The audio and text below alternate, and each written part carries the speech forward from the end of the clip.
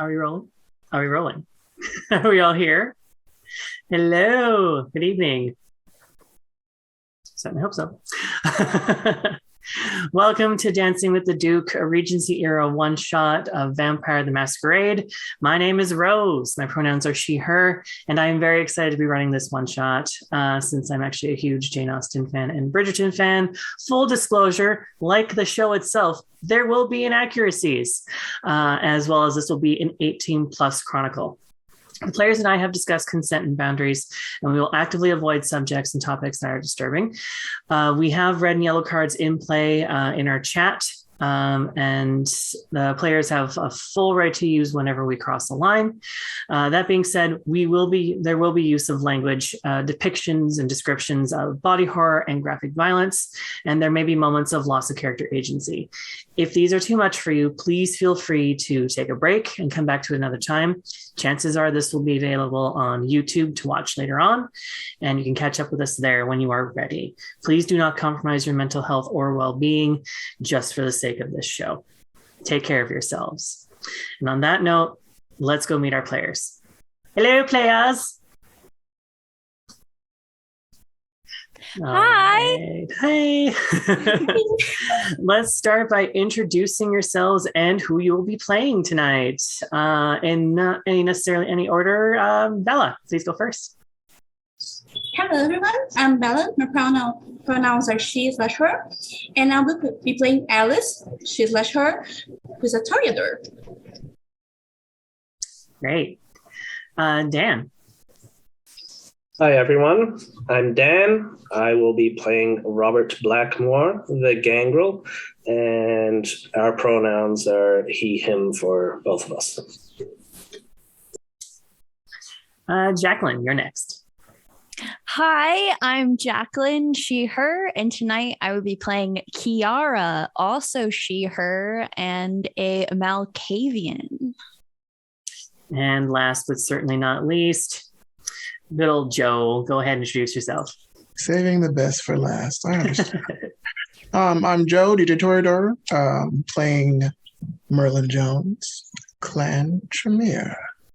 Our pronouns are he, him. All right. Now let's dive right in.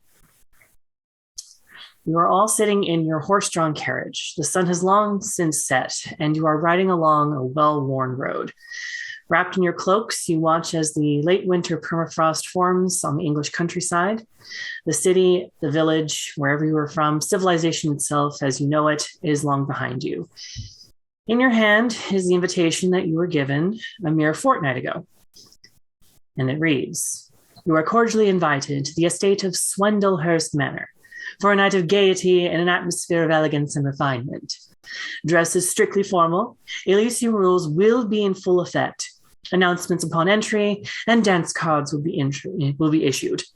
Before you can even read the please the RSVP, you come upon a paved road leading to an imposing manor house silhouetted by the full moonlight. And all of you roll hunger, please."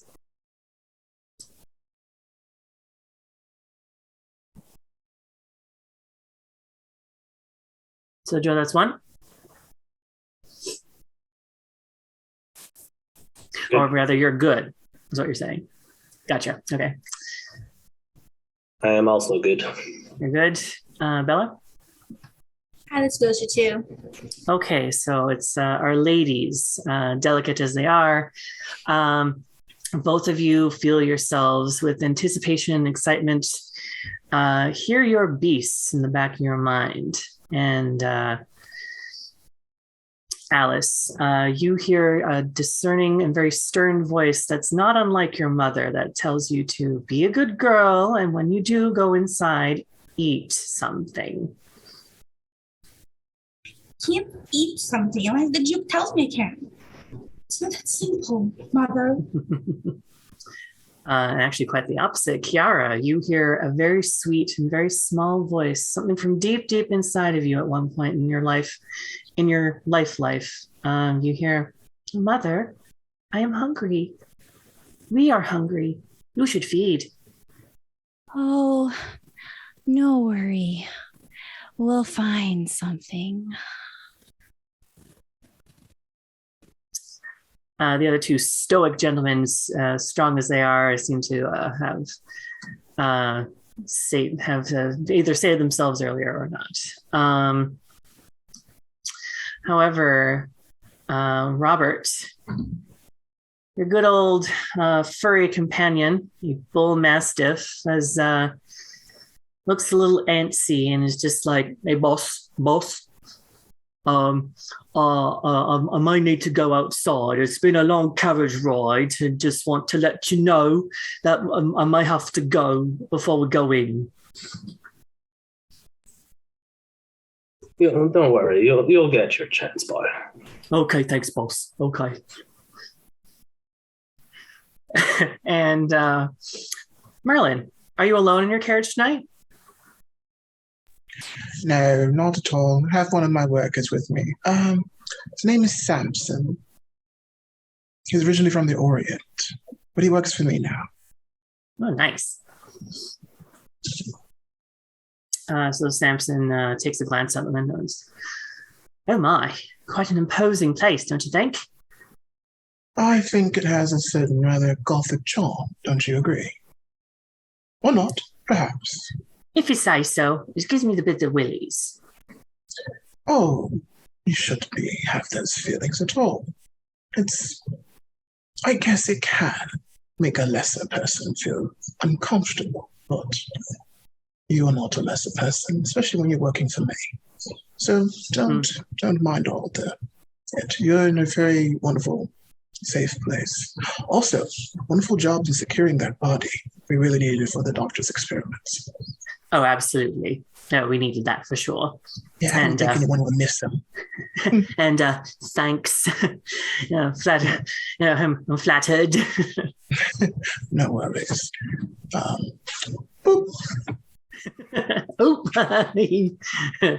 You draw nearer to the manor, and its size is completely deceptive. It looks much larger when you get much closer to it. It boasts, what you can tell from the outside, about 3 floors worth of windows, and then an attic. Presumably there are lower levels, like a cellar, perhaps, maybe. This is one of those older houses in the country that may seem to be bigger on the inside. You hardly have time to admire the architectural wonder when a footman opens the door and extends his hand out to help you out. You follow the steady stream of several hundred kindred, their ghouls and servants, some other animal companions as well, entering through a pair of large rectangular doors. Beyond the threshold, servants await to take your coats, capes, hats, and outer travel wear. It seems everyone has pulled out all the stops and are dressed to the nines.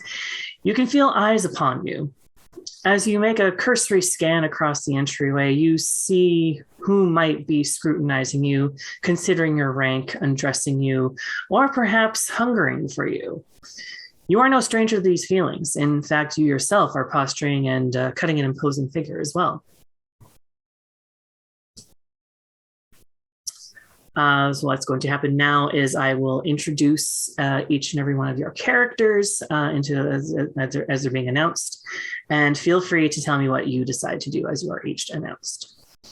But I will decide it by turn order. If each of you can roll just a d10, just one of your dice, and let me know what number you get.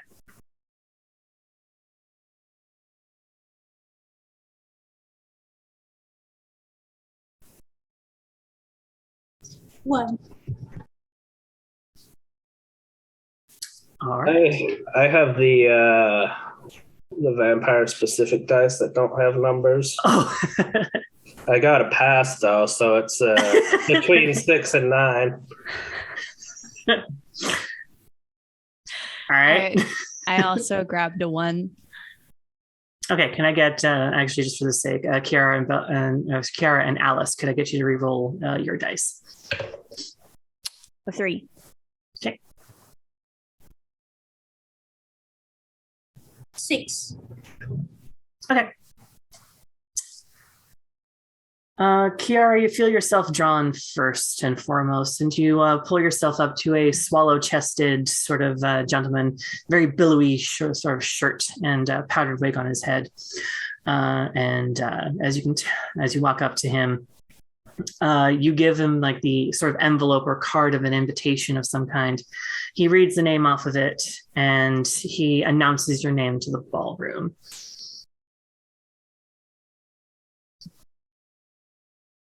As he does so, all eyes, sort of some cursory glances in every eye, turns to you. What do you do?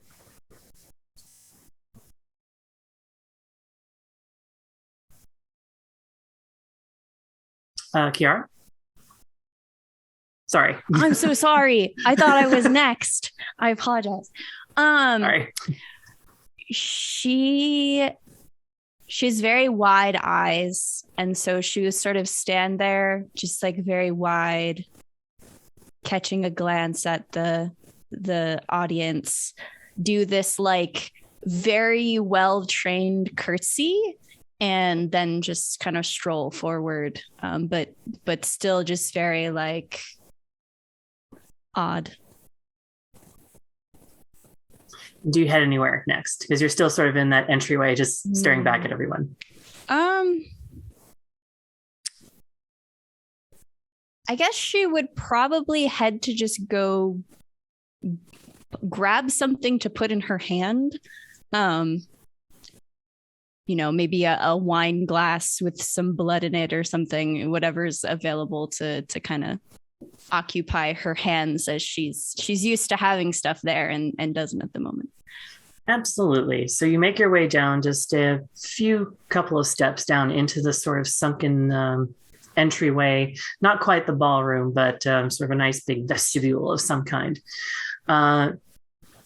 To the complete direct in front of you is an unlit fireplace because, well, you're all kindred. You don't need fireplace per se, and also fire is for most of you. So to the right of this unlit fireplace is actually a very nice spread, actually. Whether it's for show or if it's actual food per se, that's debatable for sure. But what you can definitely discern and smell is the very nice and tempting smell of blood. And you hear the little beast inside of you sound like the little child that was speaking to you before in the carriage and saying, "Mommy, food." Oh, we'll have to grab some of those. As if they read your mind or they just anticipated, because servants. A maid, black and white apron, little cap on her head as well, has a tray of these goblets. They're very nice, decent size, and they contain a very nice, thick cup of blood. Yeah, she would grab it very gingerly and kind of step off to the side, waiting for her group. Awesome. Robert, you make your way along, because apparently now a queue has been formed and everyone seems to have hopped right in. You are next after a couple of other Ventru, who are very well dressed and very dignified. And as you were going through the line, they made a cursory look and glanced behind them and saw you and definitely gave you a up-down look and turned away. Disgust, you're not quite sure, but there's certainly some form of the contempt. But they accept you and they choose to give you the cold shoulder. However, you are next, and Robert Blackmore is announced. All right. At some point between having disembarked the carriage and waiting in line, hopefully, I'm going to call him Reggie, has gone and done his thing and come back again. And I imagine to Robert, the looks that the Ventru are giving him are kind of old hat. It's going to be water off a duck's back at this point. So he's generally just enjoying himself, looking forward to the evening ahead at this point. When he's announced, he'll give a polite little bow, and then as he continues walking, he actually gives a little hop skip and enters the building. And once inside, if there's a server, similarly with wine glass, wine or blood, it doesn't actually matter to Robert. He's going to take one and just go find a quiet corner to stand and people watch. As you also make a hop, skip, and a jump and make a nice display of yourself, Reggie does this thing where he tries to sit sort of, I call it for any animal that does it, sitting pretty, puts his paws up properly and just sticks his chin out a little bit, but jowls and everything and just the whole entire time. But he's making an impressive show himself. He's making you look good too. Excellent. Good job, Reggie. Good job. Yeah. Thanks, boss. And they go and sit, and he goes and curls up by your feet when you find a spot and just lies right down like a good boy. The goodest of boys.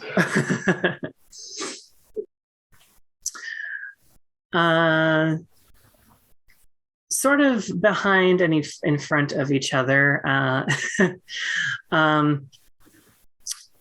Doctor, as you step into line, you do notice Alice there, who is rudely cut off by a older sort of kindred who just doesn't seem to get it. This is a lady a very well-bred lady, and she was just cut off in the line.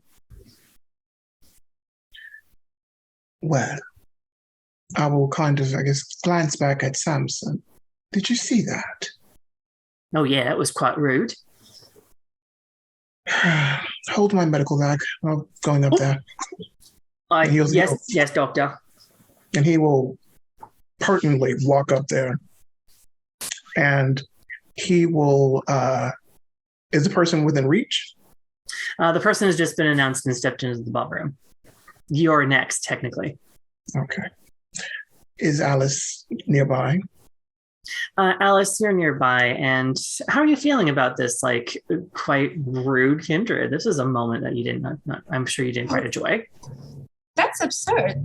Alice will never get why the older kindred need to be so rude. This is supposed to be a court, protocol and everything, and they just don't follow it. So she's clearly upset. Probably fanning herself quite in the language of fans, and just like, okay, I'm pissed. He will see that and go over. And he'll, Alice. Dr. Jones. Are you all right, dear?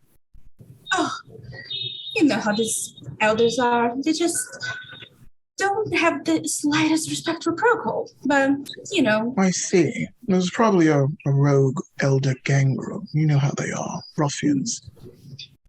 Undefined palates. Especially the older they are. That is true. The older, the worst. I agree. How are you doing? I am quite well. You look a little, bitey. Did something happen? The little voice in my head was a little agitated this morning. I think the whole prospect of meeting the Duke in person has got it. But I'm sure they'll have refreshments inside. I hope they do. And if not, it's not a problem where I could fetch someone of your refined palate and bring them to you. Well, thank you. That's very nice of you, Dr. Jones. No, of course. Did you come alone? Oh, yes. I wouldn't dare to bring a chaperone or escort to such a private event. I see. At this point, the swallow-breasted gentleman who has just been announcing folks is sort of leans in, begging your pardon, my lord and lady, but do you wish to be announced together? Yes, I do. Yes. Would be my pleasure. One moment. Samson. Yes, sir? Come on. Oh, right. Here I come. Yeah. And Samson trots up, sort of wedges himself, not really between you two, but sort of behind between you, like tricycle, third wheel. He will put his arm out, and I guess he'll... Samson will just be like, just take your arm anyway. The three of us, please. What is your name, sir? Oh, I'm just Caller. That's my name. I'm That's the fine. caller. I call out names. Go do your job. Oh yes. He announces you with great pomp and circumstance, just to really bring it on home that he does what he does and he loves his job. Merlin, Alice, and Samson are announced together as a triad. Kiara and Robert, you do hear this announcement. Can I give him £2, like from my pocket, just for that? You could ask Samson, since he's on the end and closest to him. Samson, give the fellow something out of my pocket. Do that. Oh, okay. And from what he can tell, he just grabs like a £1 or £2 note and just passes it to the guy. And Collard puts it into a secure little pocket in his double-breasted jacket. And we will walk in. All the thrice of us. Hi, that was very generous of you, Dr. Jones. I'm pretty sure you made that boy's night. I hope. I only hope. Now, when we get in here, please do not hesitate to point out the gangrel ruffian who was so rude to you. I'd like to have a talk with him. Definitely. Should take a look around. Rose, can she see? Give me a perception and awareness roll, please.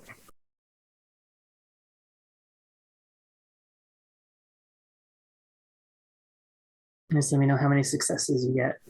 I believe it is wits and awareness or perception. Actually, I think wits and awareness. First of all, that's traditional. Everyone take a drink. There's gonna be a lot of that in this game. Y'all are gonna get wasted. Anyways.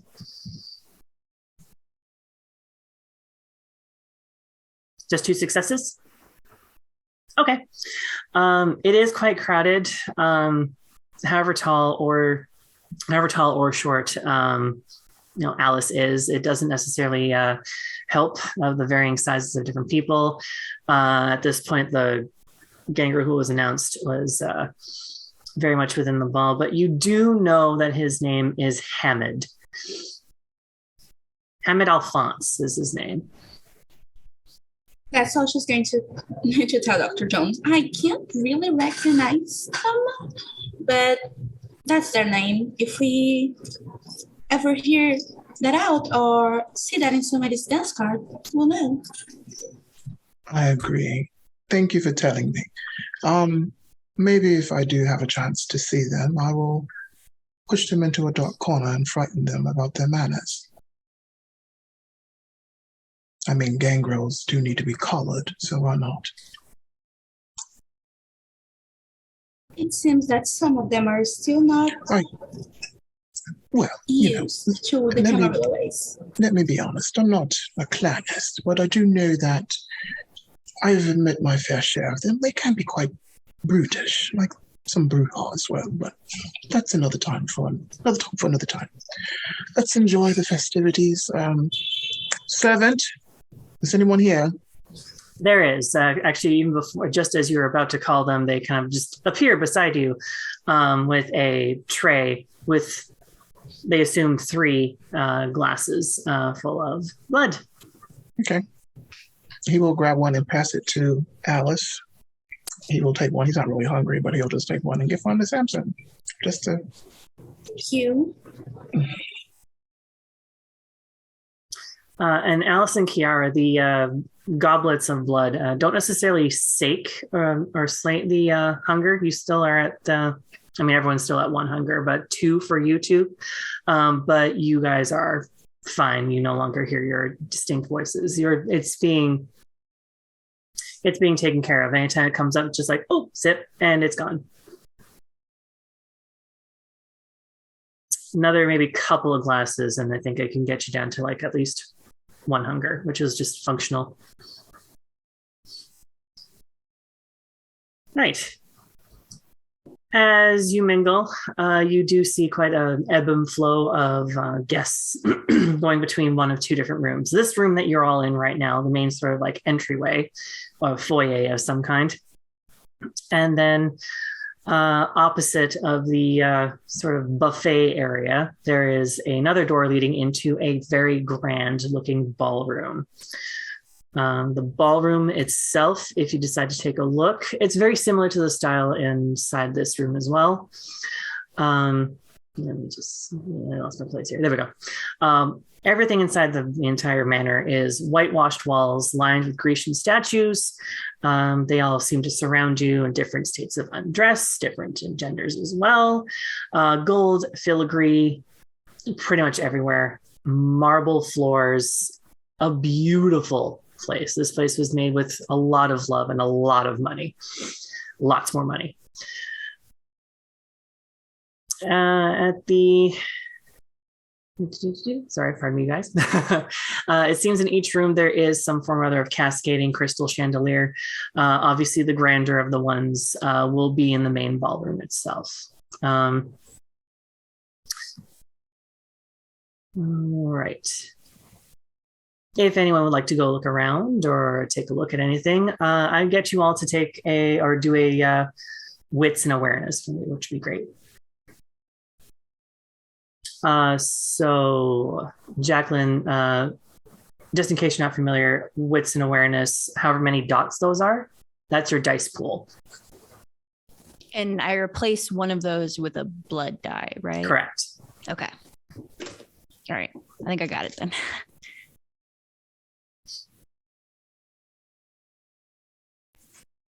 That's only 2 for me. Okay. 1. Okay. Okay. Robert and Alice, since you had about the same, you do notice some interesting portraiture in the main room that you're in, and also very similar portraiture in the ballroom itself. If you like, you can take closer looks. Merlin and Kiara, you both just notice in this room that there's some portraiture in here. And it kind of stands out for you as well. These are new. May I go take a look? Oh, by all means. If you even wanted to, you'd be able to hear some conversations in front of some of them, because there's actually a few groups of people in front of each one. I'll just casually walk over to one of them. Just sit and listen. For sure.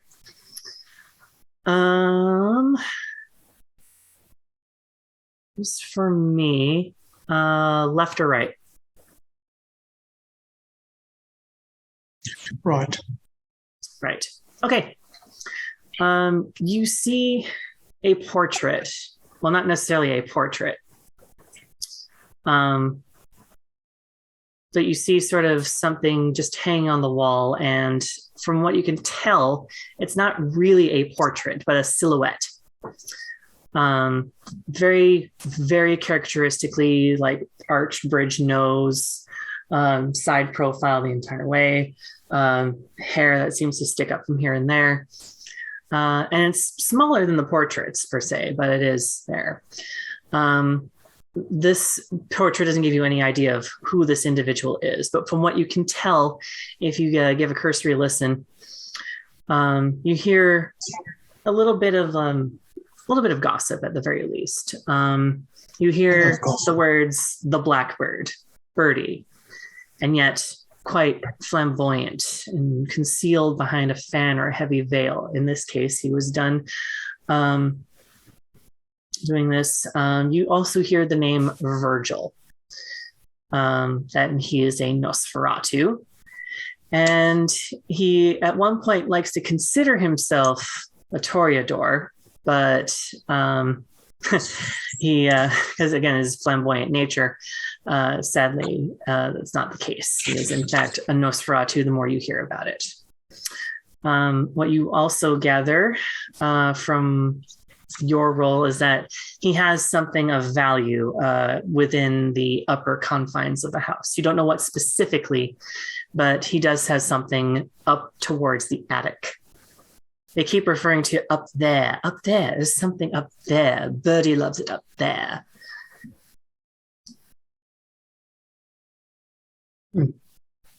Interesting. Anyone else want to take a look? Or venture into the ballroom? Absolutely. All right, Kiara, where would you like to go? Or if you're in this room here, I would say left or right. Oh, yeah, let's go left. Left. Alrighty. One of the first portraits you see is quite a plus-size, busty, very vibrantly dressed and colored woman. The fact that her bosom seemed to be quite paid attention to for sure in this portrait, you get the feeling that she's an actress, a singer, or something like that. And you hear the words, harlot, Charlotte the harlot. No, mostly it's the women attendees, unfortunately. From what you can gather from hearing, because you had a bit more. Oh yeah, did you have a 2 or a 1? Sorry, Kira. I had a 1. A 1. Okay, so from what you heard, is that you're not too sure if she is a singer or an actress, but you do hear Charlotte the harlot. So at the very least, the woman is either or, because it was quite synonymous in the time period. From what you can tell, she's the kind of person who knows a guy, but you're not too sure if that's because of her career choice or if she just knows a guy. Yeah, she would stand kind of mesmerized at the portrait and kind of take in the features, and without even really realizing it out loud, she would say, "Oh wow, she is just delicious." Oh. And you hear sort of a deepish voice beside you. And it's a very deep man's voice for sure. She most certainly is. Oh, you sound like you might know her. Oh, of course. Actually, I do. She's actually part of my coterie. Oh. Forgive the casual introductions. My name is... Sorry, I need to get my PC's name here. I should know them by now. My name is the Duke Francois Joseph, the Duke of Swindlehurst. And this is my home. I would like to welcome you. Oh, it's a pleasure. I am Kiara. It's a pleasure, Kiara. Oh. A pleasure to finally meet you. Believe it or not, I've actually heard quite a bit about you, actually. Quite tragic. Oh, really? Quite a tragic story, I do must say. But then again, I guess you're more than willing to have a second life in this, unlife, as it were. I certainly hope that we can see you grow and develop into the most wonderful kindred that you are. Oh, I thank you. This is, in fact, Charlotte. I can absolutely say she is a bruja. And from the rumors, yes, she does know a guy in more ways than one. In fact, she's responsible for contacts, actually. She does know a guy in more than one way, for sure. Ooh, I would just love to meet her. Perhaps you shall. Unfortunately, she's indisposed at the moment. Out in England, I believe, on a mission. Tragic. But yes, I would say she'd be very happy to meet you too. Oh, one day. I'm wondering something, Kiara. This may seem quite improprietous, but I would like to ask you to meet me in the East Drawing Room. And he indicates where it is, through which door. It's a bit of a private thing, and there's a few others that I'm going to be speaking to as well. But there's something of great importance I would like to talk to you about.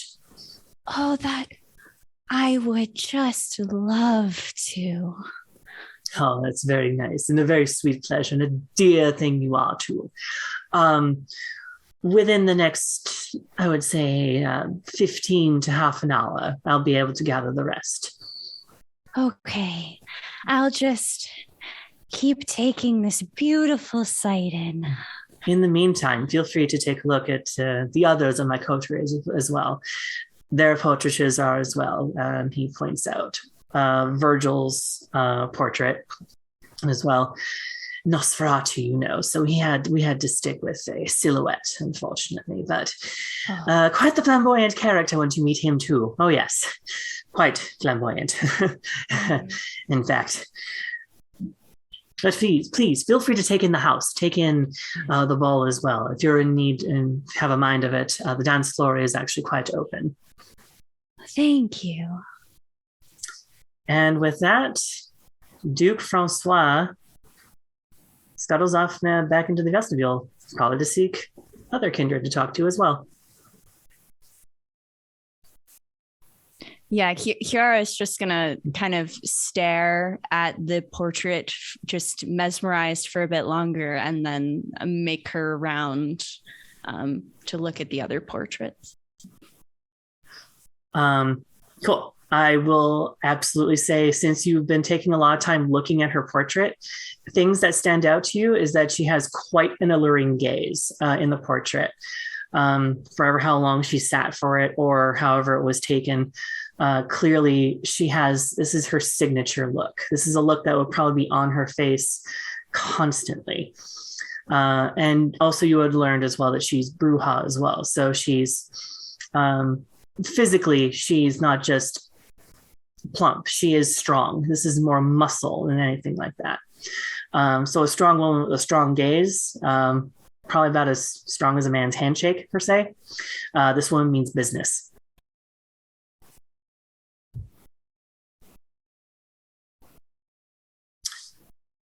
All right. Alice, you still with Merlin? Or have you wandered off to the dance floor? For now, she's still with the doctor. She doesn't want to seem too eager to join the dance floor. She's waiting for a gentleman to ask her to dance first. Wonderful. Merlin, what are you up to? He's just still sitting there listening to gossip, and he'll kind of, I guess, move in unison with everyone, shifting from one portrait to the next and just taking in that information. It's not really doing too much. All right. Sipping. And Robert, you and Reggie seem to have been a little bit quiet there, checking in on what you guys are up to. Robert and Reggie have probably been touring the place, people watching as much as they are checking in the sights of the manor. Maybe also listening in on for any juicy bits of conversation they might hear, perhaps pausing a little longer near certain groups if they do hear anything, and otherwise they're just kind of flitting about. The two are probably talking to one another, despite how that might look to not too surprising. You're just talking in plain English while Reggie is just looking up at you and just that's what it looks like on the outside. But conversation just like, oh yes, the food is much nice here and everything smells delicious. From what you can gather and listen to, since you're in the thick of it all, you hear whispers of a Ventru of some kind who owns the house. He was originally from France and during the Reign of Terror. Very striking good looks, dark hair, and apparently has an excellent figure. You hear this from some of the women as well. And quite the resourceful individual. You can't really pin down who exactly it is, but from what you can tell, it's the person who owns the house, who owns the land specifically. You assume it's like a lord, or maybe even... You could even be humming and hawing it with Reggie as well, who's not too familiar with humans or human hierarchy, but he can probably guess, probably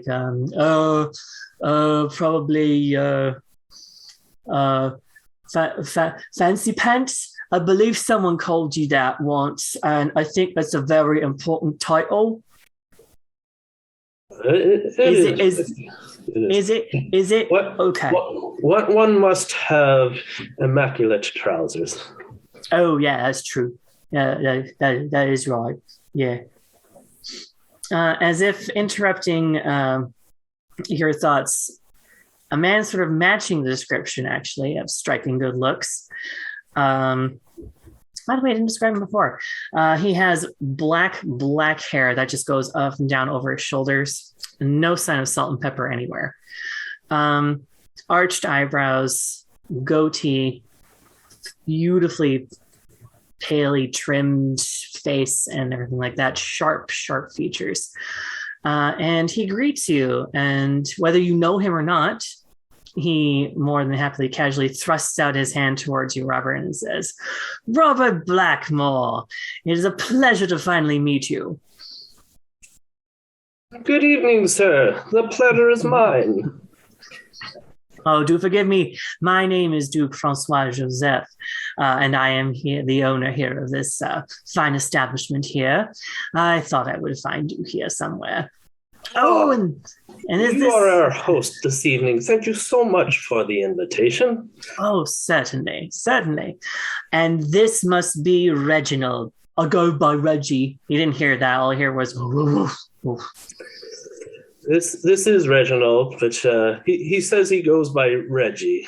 Woof. And he does the sitting pretty thing again. It's got quite a very distinguished friend. Reggie it is, then.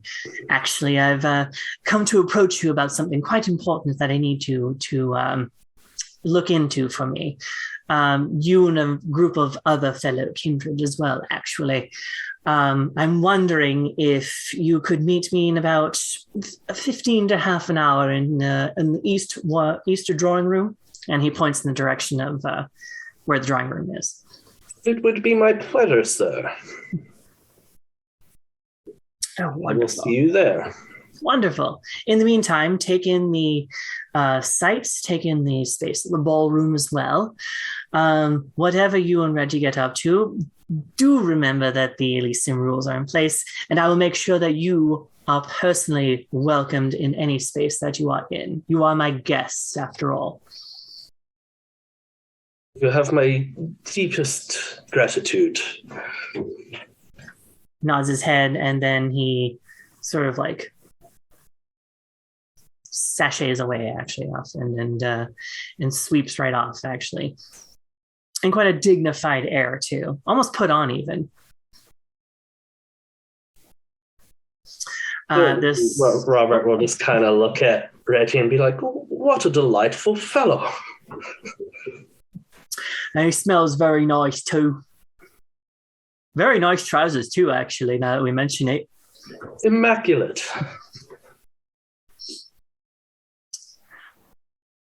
Alice and Merlin, both of you actually do notice, you notice Robert as well, and Robert and his dog, Reggie. You also see coming towards you is the same distinguished looking man, and of course, Alice. You're just all aflutter with excitement. This man's going to dance. Oh, goodness. Merlin, this is a very good looking man. Not gonna lie. It's very, very good looking. Might I have the luck, in fact, to have run into Dr. Merlin Jones, Esquire? Correct. And this must be, and he offers his hand to Alice, and you know exactly what to do at this point.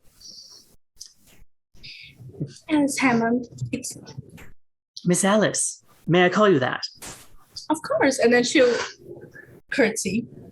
And he'll give your hand a kiss. What can we do for you, sir? Actually, it's a matter of what you could do for me. Well, I was thinking of taking dear Alice and Samson here onto the floor to dance. Care to join us in the ballroom, and we can discuss all things matter on that point. Actually, a dance would be quite nice, in fact. And afterwards, do you suppose we could actually have a private meeting? Samson can be involved as well, actually. Of course. I There certainly is, don't mind that. as I mentioned, there is a matter that I would like to have addressed. But there is always time for a dance, or at least a gavotte or two. Yes, I agree. Shall we? Most certainly. I believe who's first on the dance card? Alice. She's been aching for a dance. At least I feel that. Is that true, dear? Definitely. And it would be an honor to have Your Grace as the first name on my dance card, if that would be proper, of course. I should be honored to have every spot on your dance card this evening, my dear. Oh, And don't tempt me, Your Grace. and he offers a nice wool-suited arm to Alice. And you make your way to the ballroom. At this point, I'm going to say, stats-wise, give me, I would say a dexterity and performance check.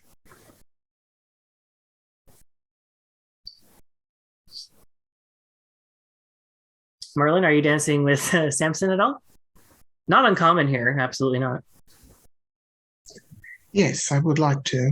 Do I notice a beast walking, a dog, in this area? If you're asking, are you asking the Duke this? No, and for the ST. Do I notice a dog in the area? I mean, you do notice Reggie. That's what I thought. You kind of see him glance from everything, and then he was like, "Is that a hound?" Samson, look at that! It's a dog. Look. I know, he's cute, isn't he? Do you fancy dogs? Oh yeah, love them. They're lots of fun. I suppose. Just never really seen one at a court before. Do you want to go and see it? Or do you want to go Yes. dancing? Either way, I want to go see it. Either way. I think we are allowed to do both. It seems Miss Alice is preoccupied with the distinguished gentleman, so I want to go look at the dog. I'm quite curious about it. Okay. Let's go. And Bella, what did you get for your dexterity and performance roll? 4. 4. Did you include a specialty in there as well? Because Yes. this is right up your alley. Okay. It seems that after you've just missed one of the more active and jumpy of the dances, and this is more of a minuet of some kind. Very small steps and very almost intimate in nature as well. It's one of those dances where you can have a conversation as well as dance the entire time. Very much what you had seen in that sort of thing. The room itself as well, by the way, is not dissimilar. It's a little bit bigger than the foyer that you were in just now. Despite its size, though, it's crowded. There's not much space between dance floor and then spectators and wallflowers per se who are just watching and observing. It is quite close knit. This is a packed house of people, and that's very much what the times were. But thankfully, with your success, you don't step on any toes. You don't bump into anyone. People actually see you coming and not so much avoid you but they avoid being bumped into you as you are dancing with quite much vigor and thing. Mostly because your partner, either because you're having the time of your own life. Either way, the Duke seems to catch and turn and move, maneuver your weight quite easily and quite fluidly as well. It's very much how he moves and that sort of stuff.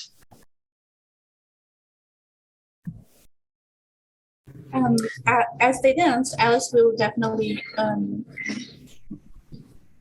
take the time to tell the Duke about how well he dances and how lovely the party is and how glad she is to be invited. You sound like one of my other coterie members, Tara. She's a sweetheart. She's just the sweetest thing in the entire world. And he goes to explain to you that Tara, one of the others of his coterie, very dear girl, very unfortunate history, and unfortunately an asylum. She thankfully was broken out due to her sweetheart. He mentions the name Bill Porter. The two of them are romantically involved. They both came from the same place, but Bill was more of a brute and inmate, while Tara was sort of posing as an inmate and was also sort of a torturer as well. The place where they came from specifically was Bedlam, which is one of the more notorious insane asylums of the time. Unfortunately, mental health was not very well taken care of. So in these time periods, in fact, if you were not what was considered normal at the time, you'd be locked up. And Bedlam was one of many institutions that they would have had. You sort of see something actually, if you notice. There's a bit of some kind of a darkening in the Duke's eyes when he talks about Bill specifically, because it seems like it's been it seems like he's had more trouble adjusting after his experience in Bedlam. And he mentions that Tara is literally like his light, per se. Whenever he's screamed in the middle of the night from a nightmare or from a memory or something like that, she seems to always know how to calm him down. The two of them are never too far apart from each other. And he just says that much, that you remind him of her. Well, I think it's the biggest compliment I've ever received, my lord. Because indeed, you are both quite dignified ladies in your own right. Well, and it's such a tragic story. I am so sorry that the coterie members had to go through such horrible conditions. The humans sometimes can be, they call us ruthless, but the things they do to their own kind is just wrong. Indeed, it is quite ruthless how the world seems to treat others. And by others, I mean those who are specifically othered by society. I don't find that quite fair. Anyways, we should probably focus more on the dance, my dear. Of course. Not that I think we are letting anybody down with their little spectacle. Not at all. In fact, you do hear other people having conversations while they're dancing as well. So this is not completely normal, nor people are listening in per se. All right, Merlin and Samson, you two are making a beeline for Reggie, who makes eye contact and his tail starts wagging. Robert, you do hear Reggie's tail wag. You're used to hearing it by now. But it's wagging with a bit more vigor, just like, oh, visitors.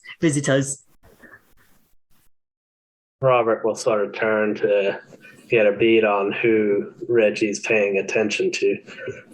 And you see Merlin and his assistant, Samson, come up to you. Samson more, but you, yeah.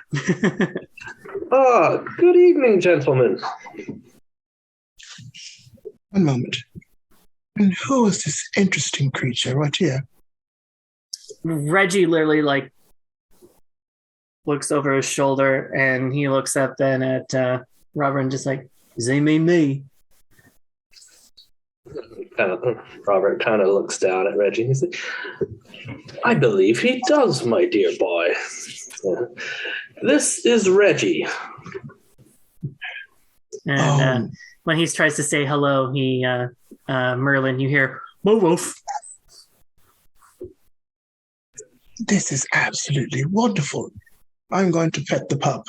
I'm going to just scratch his little head. Oh, and he's digging it. And just like, that's a spot. And I actually feel it kind of move to like behind his ear. And he's just like, yeah, right there. And the leg goes. I feel like Reggie might also know how to shake if... Probably Samson would do that. Oh, Yeah, my. Samson goes to go down, just be like, does he know any tricks? He's asking you, Robert. As a matter of fact, he does. He's a rather intelligent fellow. What would you like to see him do? Well, he sits really good. I'm the best sitter. I'm the best sitter. That's right. I am. And then kind of sticks out his hand to Reggie. Shake a paw. Reggie would shake hold his paw out and shake. Reggie just like that. Isn't that amazing? Yes, like that. What an intelligent hound. Wait, you're not here. Wait, he belongs to you. And he'll look up from... I wouldn't say he belongs to me. He's my friend. We're best friends. Oh, isn't that lovely? Merlin. Dr. Merlin Jones. Robert Blackmore. Blackmore. That name sounds incredibly... Oh, and you want to say it really loud. Are you the gangrel? I am, my good sir. Wits and awareness, you two. Actually, for shits and gigs, I'm going to do one for Reggie and for Samson as well.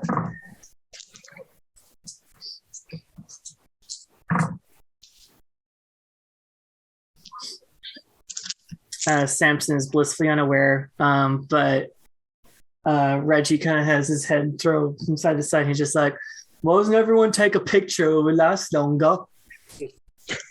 Free for me. After he mentions that, you kind of follow suit and look around. There's a few people, fans, a few like raised eyebrows looking at just like. I mean, as far as Robert's concerned, I think he probably expected this sort of reaction. I mean, he's here with a dog in the first place. So, I don't think he's too bothered by the... And there's also just a few of just like that. Well, I must say, was not expecting you to be here, but I do have a question for you, and I need you to be honest with me and give me an answer. Robert, right? Yes, sir. Did you push your way up front and assault my friend Alice? I'm not sure who Alice is, my good man, but never. I would never be so uncouth towards a lady. Not quite sure about that. I mean, the stunning looks won't get you favor here if you treat a lady improperly. I believe if you wanted to figure out figuring out if someone lies or not. I'm used to D&D insight. That'd be an easy go-to. Let's see. I'll take suggestions, actually. Merlin, if you wanted to suss out if he was telling the truth or not. Wits and insight. I'll check it out. Sounds legit. 3. You get a feeling he's telling the truth, but I mean, not 100% convinced, but he is telling the truth. All right. Well, I'll take your word for it for now, but I will watch you if you're rude to a lady again. But besides these issues, how is your night going with this wonderful pup? Quite swimmingly, thank you for asking. How about yourself? Oh, I had a pretty fair time getting here. I had a couple of people fall dead outside, and Samson here brought them in, and another class, the night class, will do dissection and find out more about the human heart. Oh, very interesting. Can't say it's an area in which I know too much about, but... Well, from my own personal understanding, the heart is very large and has all these little chambers in it. But I'm still trying to put it together as to why the other chambers are doing what they do. None of the matter, but that's what happened. But I'm fine. I'm doing quite well. I'm going to ask a very personal question. Of course, sir. Are you betrothed? Can't say that I am. Are you looking for someone to be betrothed to? If the right suitor were to present themselves, perhaps. I see. And then you'll see Merlin kind of like fold his arms, and then he'll kind of just casually circle around Robert. Kind of give him the once over. As soon as you finish your full circle, you hear the half hour being rung. Oh, I guess it's time. Another personal question, Robert. I'm an open book, sir. I see. And quite dashing at that. Would you care for a dance? Would you care for a dance? You figure yourself. And yes, I would love to. These pleasantries. Shall we go then? We shall. Yes. Samson, bring Reginald. Reginald. We may call him Reggie. Ooh. Can Samson dance with the dog? I'm sure Reggie would love to dance if your friend is so inclined. Yeah, I would love to dance. Yeah. I'm not very good at it, but yeah. He does warn you that he's not very good, but I suppose that's to be expected. Oh, I think he's a lovely dance partner already. He knows. He's good. Let's go, shall we? Great judge of character right here. We shall. Casually whisper in your ear. I apologize. I don't mean to frighten you. I just don't get to see many gangrel, at least in this city. Oh, think nothing of it, my good man. I'm quite used to it by this point. But your beard is immaculate. I just want to say that. Good grooming skills. Why, thank you. Let us go. And you head to the dance floor. Yeah, you actually come in time for one of those sort of group sort of like line dances where there's like two lines of people, I should say. Usually looping around. There would be crisscrossing of switching of different partners, then back to your original partners. It's lots of fun. I would say if each of you could do some form or other of, I would say, performance, and I want to say dexterity. Again, it's a tight packed space. I'm going to do one for Samson and Reginald. It's not going to be good for Reggie. I do not have performance. May I rouse my blood, though? Yes, you may. Robert actually has a specialty in dance. What you get, Doctor? I succeeded in my rouse. Okay. You do not get hungrier. Dex, so I get 2 extra dice. Let's go. And Robert, make sure you do use an additional dice for your specialty. Got 2. Oh, okay. I am actually going to burn a willpower.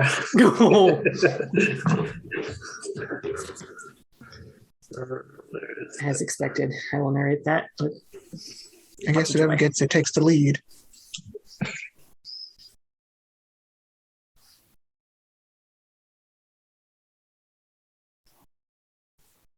Also 2.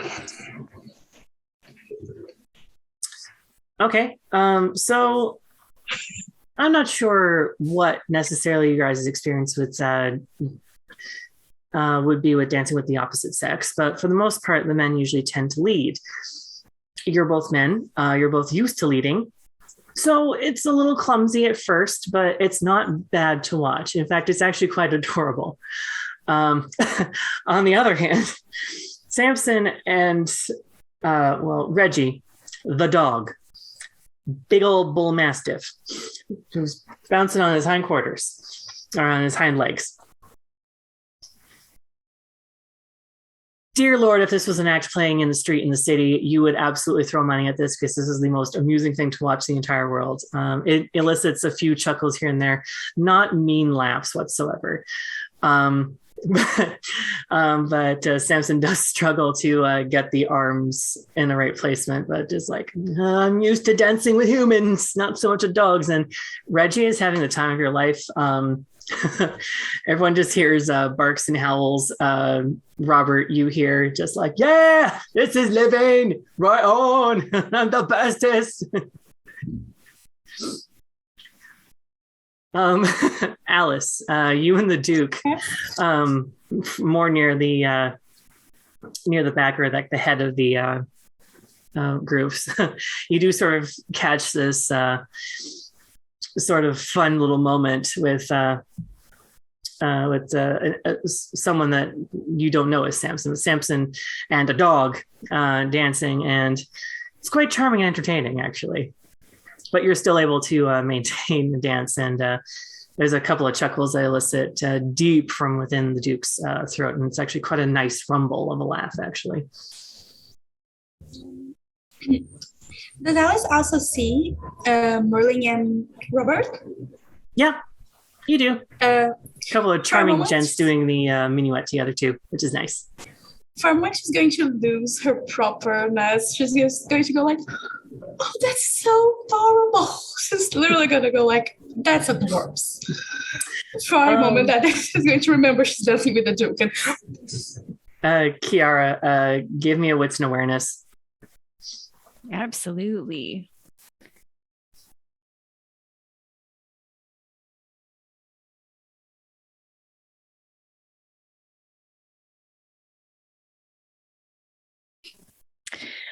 Well, that's one success. Regardless, you hear commotion and howling from the coming from the ballroom. Oh my. And she'll head in and kind of peek over some heads. You see Samson or a person who you don't know his name's dancing it, and a dog dancing. Merlin and Robert, who I believe you might have yet to meet, two gentlemen dancing quite well. In contrast, the dog and Samson, more something you might have seen in London, like a dog act of some kind. Yeah, I agree. Best ball ever. When the dance ends, the music ends in a very nice, like, da da da da, like nice little flourish at the end. A few little like satisfied laughs and cheers for everyone. Samson casually and politely like takes a bow, and Reggie just sits there, just proudest pup in the entire ballroom, before he trots on over to Robert, and Samson also trots on over to Merlin as well. Thank you for the dance, sir. I'm quite impressed with your skills. I don't get to dance very often, and you've proven yourself to be quite light on your feet, as they say. Well, before I became what I am now, I used to attend a dance or two. Did you really? Yes, despite my current disposition, I wasn't always on the underbelly of society. Well, with those looks, I don't understand why you would feel that you'd be on the underbelly. Why, thank you, sir. You flatter me. I know. And he'll boop. Alice, you do notice that your dance partner, the Duke, actually has turned to you and is just like, well then, shall we? I do believe we have some business to attend to. Oh, you're muted, sweetie. Yeah. Well, of course, she's going to just look around White Town. Please lead the way. And he does so. Merlin, Robert, and also Kiara, you do see the gentleman who has approached you earlier with a lovely lady on her arm. Merlin, you know who she is. And they are sort of beelining out of the ballroom before everyone sets up for the next dance. You hear the instruments being plucked and tuned, getting ready for the next musical bit. But you do see the Duke seeming to head towards, with great purpose, towards where he was hoping to meet you all. Yeah, Kiara will follow. Okay. Noticing that, Robert will say to Dr. Merlin, well, Dr. Jones, it was a pleasure, but... Are you leaving? Well, I was invited, and I believe it's high time that I attend my previous engagement. Which was? The Duke has asked that I meet with him and some associates, I presume. The Duke? I don't think I've met the Duke quite yet, have I? You have. Did he give his name? I don't think he gave his name. He would have introduced himself as Duke Francois. He would have, even though Storyteller didn't. That's fine. Okay. Switching gears. That's fine. All good. Right, Holland. You have a meeting with the Duke, is what you're saying. Yes, I ran into the fellow early. Quite a charming fellow, actually, and he asked that I meet him in, I believe it was the East Wing, to have a little conversation. Oh. Sounds quite stimulating. I'm intrigued. There's Alice, and the Duke.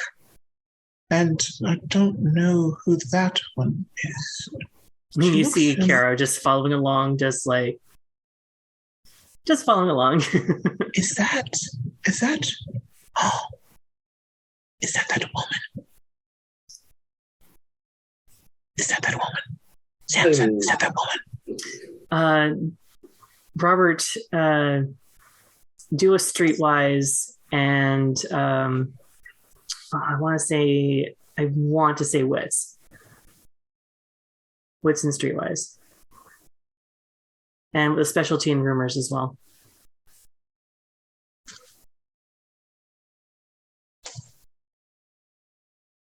Fun fact, everyone gets a specialty in my game anyways, gets a specialty in streetwise and rumors, because this was basically what you did this period. That's a 4. You're getting a gist of what Dr. Jones is telling you. But when you look at Kiara, you're flooded with of different news and message. In fact, there's some other whispers that you're picking up in the ballroom itself. It's just like, oh, she's the one. She's the one. Oh my goodness, she's the one. From what you recall and have heard, she had lost... unfortunately, in her life, she had lost a child, and she had not necessarily really recovered. And when she did try to recover, that's when she was embraced. And it was quite recent as well, as you all are quite young vampires. It's quite the tragic story. But from what you can tell, just when she's just following the Duke and Alice, bliss. She looks like nothing has phased her. Alrighty. But you know it's her. My word, Dr. Jones. There's quite the juicy bit of gossip surrounding that individual. I've heard horrible things. Oh, yes. Most tragic, if it's to be believed. Tragic. I heard that she was a foul, murderous temptress, but I mean, I guess we will see, won't we? Why? This is Not in line with what I myself have heard, but And what have you heard worse? well, perhaps not worse, but if we get the time, perhaps we shall continue this discussion. But I would like that. I heard that she cut off someone's head. no, Yes. head. Yes. That dainty little thing. And fed it to someone. A child vampire. That's what I heard. And as you know, Robert, as that rumor comes up, you know that is a huge masquerade breach. You raised a child. That's what I heard. But again, this is just simply rumors. But I've never met the little urchin. Child. But be on the lookout. Make sure you keep Reginald safe as well.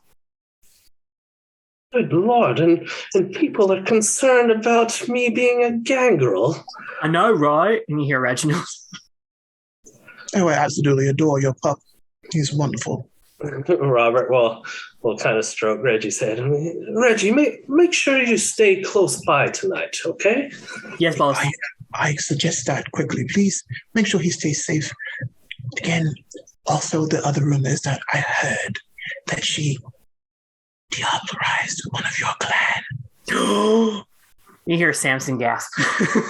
So she may exhibit characteristics,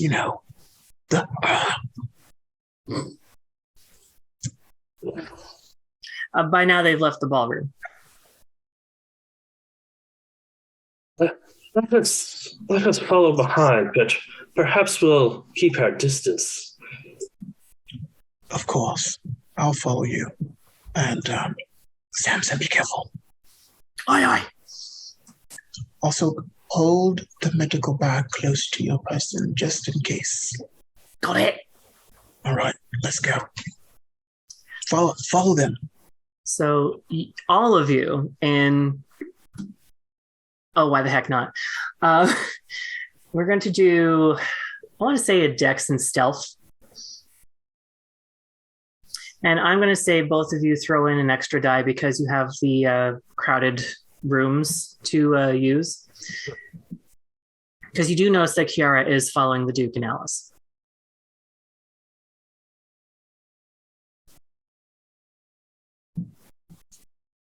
Okay. 2. Oh, sorry. This was just for Merlin and for Robert. Thank you, though. My players are on it. Yeah. Just 2 for me. 2? Okay. Time for me to roll the other 2. To be honest, they don't have the best. Wow. Okay. So, Merlin, you are stealth personified. Robert, Samson, Robert and Reggie just behind you, but Robert has to make sure that Reggie's still there and Reggie's ducking and dodging people, but you guys have some form or other of cover and are keeping Kiara in sight, as well as still noticing that she's following the other 2 towards the East Wing as well. Samson rolled nothing and is bumping into so many people. Oh, sorry. Oops, sorry. Oops, sorry. Oops, sorry. Oops, sorry. Oops, sorry. And then just catches up after. Are we there yet? Yeah, he's not a sneaky fellow. He won't say anything. You do make it to the doors of the Eastern drawing room.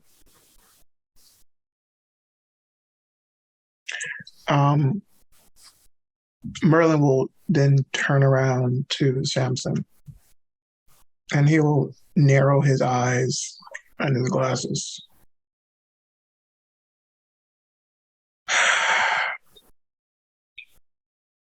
If you don't smarten up, I won't take you on another trip.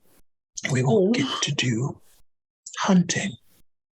Oh, So, I'm be sorry. quick on your feet. And quieter, please. He just The nods dog's, really, really quickly while going, the dog's good, but not you. Why is that? I guess it was the dancing and the attention and everything like that. I think it was a lot to handle. Do you want to get eaten by that girl? No. All right, well, be careful. Stay close. Watch your feet and your language, and everything will be all right.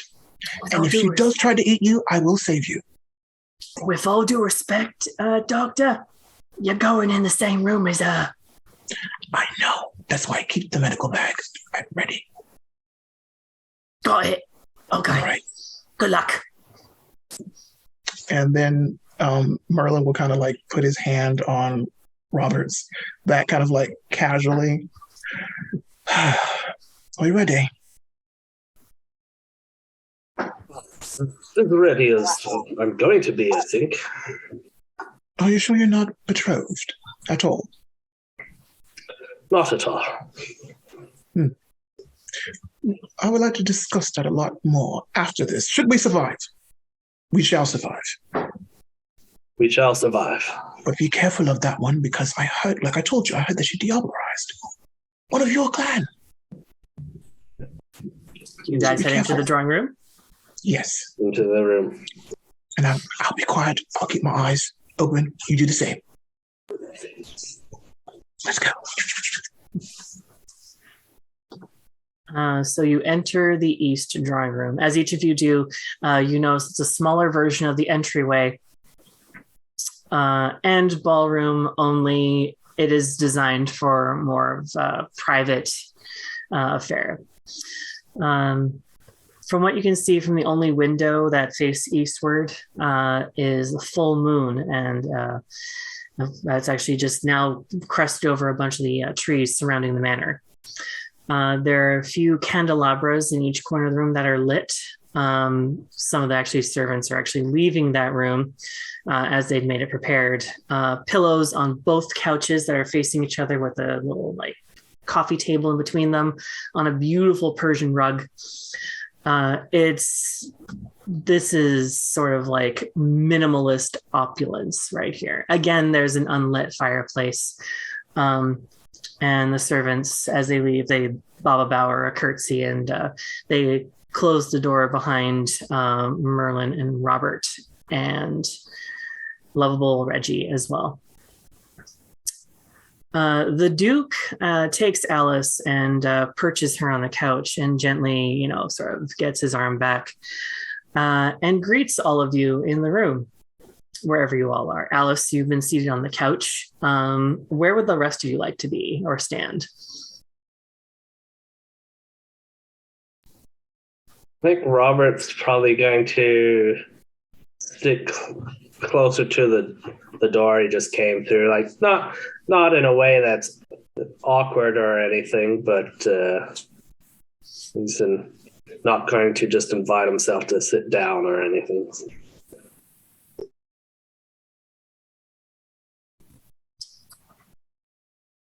Doctor? You kind of give a look to Robert and to Samson, and his eyes will sit on Samson.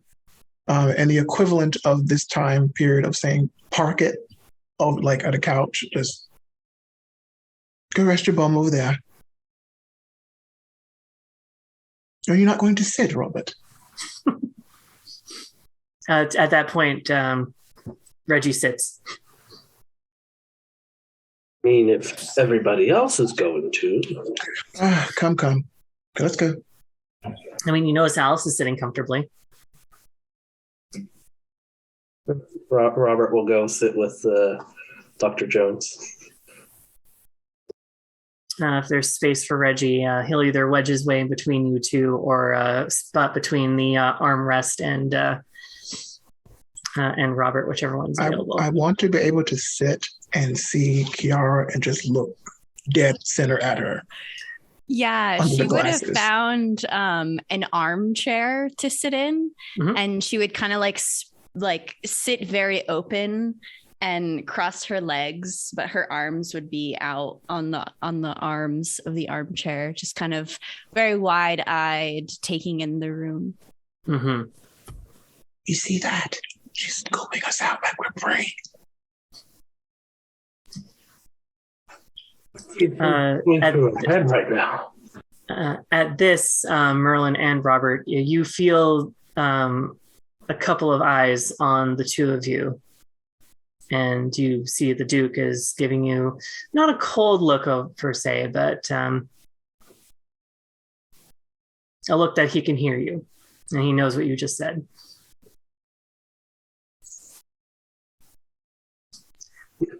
Robert will promptly shut up. Good evening, he says. I want to thank you all for coming so promptly. I will first admit that I have brought you here under false pretenses, and for that I must apologize. I have heard of each and every one of your particular talents and respective skills. Secondly, as I have told each and every one of you, that I am in need of your help. Swindlehurst Manor is my base of operations, is my region here in England, and is my domain. I wish to protect it as much as I can and make it safe haven for all kindred. As you may be very well aware, a few of my kindred have come from some very hard places, and I want this to be a safe haven for them. What I need you to do is to explore the innermost parts of the manor, find anything you can that could be dangerous. It could be anything that I may have overlooked. The house is quite large, in fact. I do need you to uncover its innermost secrets that perhaps even I have missed. As stated before in your invitations, the rules of Elysium are in play. You will be safe from harm unless there is something in here that has intent to harm you, which I do not believe there is. My biggest concern is the safety of my guests, and though, yes, I am throwing you quite literally into the lion's den, you will be rewarded quite handsomely for your help in this. As a matter of fact, I am seriously considering one of you to join my coterie. And it is indeed a coterie of quite prestigious. This would absolutely mean that you'd be moving in within the next few nights or a fortnight. But yes, I see no reason why I cannot offer that. I am, of course, the head of the coterie, and the remainder of my group would not mind a new member at the very least. I understand this may sound quite confusing for sure, but I will entertain questions for clarification. When the Duke says there might be things that could hurt us, Kiara would like to do Sense the Unseen and make sure there isn't anything in the room besides what she can see here. From what you can tell, there's nothing in this room, immediately in this room. Okay. And I believe it's one of those anyone can ping in at this point. I want to say you can have it up, and then the next time you can use it, when it's a new scene, per se. I think it's one of those ones that's a scene thing. So after this scene's done, we would just have to have it pop up again. So I'll let you know if I want to do it again. Absolutely. So for the duration of the scene, you have Sense the Unseen up, and anything unseen, if it comes in, will just ping on your radar, per se. But you don't see anything immediately in this room. The Duke sort of like looks at each and every one of you, awaiting any questions. Alice is going to raise her hand and turn to the Duke and ask, I'm sorry, my lord, if it's an obvious question, but what exactly shall we consider harmful to your coterie members? What kind of things could be harmful to their specific persons? Well, interesting history of this house. This used to be a base of operations for hunters. This place was taken back by our ancestors years ago. And it is now a domain that belonged and been passed down into my coterie. I am looking to see any more of this history, the bloody history of Swindlehurst. Perhaps the hunters may want to reclaim this one day. Perhaps there's something of that could harm or potentially be there, or traps or anything like that. It would also be beneficial to know that in case there were a hunter attack, if there were any sort of secret passages or anything like that. I've had not the time to explore this as much. I am running a coterie. I'm running a household. I am making sure everyone is safe, and I'm making sure that we all have a space to stay during the day, I should say. You would notice that Alice is kind of scribbling that as best as she can on her dance card. Okay. My lord, has there been anything specific that's given you any cause for concern? Or is this just a precaution? This is merely a precaution. And why us? As stated, I feel I can trust you. You are quite skilled in your fields of department. A doctor, as I recall, you quite frankly have the ability to, with all due respect, seek the most, at least, fairly well preserved cadavers for your scientific experiments. That, though quite morbid and in my humblest of opinions, is just a way for yourself to feed. It is actually quite an effective way for you to also examine the human body and the condition, to make it easier for us to find ways to feed in more discreet, more interesting ways, more unique ways as well. Absolutely. Oh, that's a wonderful thing to say. I mean, if you're ever feeling curious, you're able to come to the clinic and you can watch one of the experiments that we do. But in my research, I did find that the neck is where we normally go, but the femoral artery on the inner thigh gets the most blood. Oh, quite tantalizing. I do believe that's quite an interesting discovery there, Doctor. It is. But wide grin sort of crosses his face and kind of like winks a little bit to Alice a little bit there. So this was a hunter's manor, correct? Years ago. And you have not explored it in its entirety? Not in its entirety, no. Well, if we are able to find things that will help you, wonderful. But if there's anything, I don't know, unnecessary, do you mind if I procure it? Anything you find is yours. Splendid. So long as I don't know. So long as I don't know about it.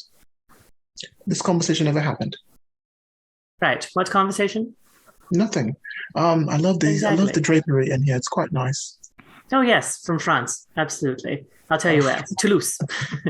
I was going to say Marseille or Lyon. Not sure, but oh, very close. But yes, only the nicest fabrics from there, actually. Sure. Well, Marseille has wonderful porcelain, as you can tell, and he indicates the porcelain vases that are actually next to some of the candelabras. Quite delightful. But I'm looking forward to doing whatever needs to be done. Absolutely. Sorry. And Perhaps. do you recommend anywhere particular? Well, the first floor is covered at the very least. It would seem quite odd if you were exploring an area where everyone else has already been. I would say from the second floor and up. If you could get into the attic as well, that would be wonderful. Excellent. How many floors are there, my lord? Including the first floor, there are 3 floors plus an attic, possibly aviary, where they keep birds and stuff. I'm not quite sure. Maybe something up there worth exploring as well. Very well. If there are no further questions. No, I think we should probably head out. I think that would be wise, yes. I do appreciate what you are doing and apologize again for the false pretense in my initial invitation.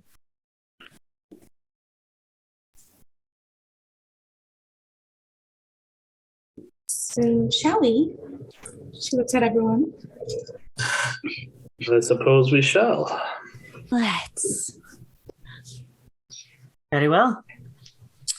Have some enjoyment as you explore that manor, if you will. And where do you want us to report once we are done with our To me directly. To me In this directly. room? To me directly. I can keep it discreet. In this room? If you need to pull me aside into this room if necessary. Splendid. I would prefer to avoid, yes. I believe your discretion is a good direction to go with. We don't want to induce a scandal of all things. Perish the thought. Not at all.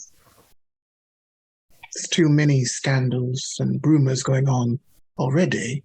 And he'll just kind of casually glance over at Kiara and then, shall we go? And this party has already had quite a bit of entertainment as it is. And he kind of eyeballs Reggie. Robert's just giving him a pat on the head. And Reggie just like, all right, by all means, I will not keep you. The second floor awaits. Oh, and he digs out of his pocket a ring of keys, a few keys at the very least, and hands them to the lovely Alice that is right close by him. As the Duke hands her the keys, she's going to remove her gloves and hand them to him. And why, thank you, my lord. I hope we find whatever it is that you want us to find. But if you wouldn't mind when we return, I would like to hear a little bit more about all those French fabrics that this place seems to be swimming in. Absolument, mon cher, he says as he kisses your hand once again. My lord. Do excuse me if you need to plan. This room is yours, but I must see to my guests. And he turns, and as if just there for that reason, a couple of servants open the door from the outside, and then just leave it sort of ajar. Or if you ask them to close it, they usually will close. They will close it. The sounds of the ballroom and the outer room do muffled, but do sort of go into the room here. So judging from the volume of it, you have a moment if you'd like to plan or get to know each other a little bit more. Why, hello. I don't think we've met. I'm Kiara. And she'll curtsy.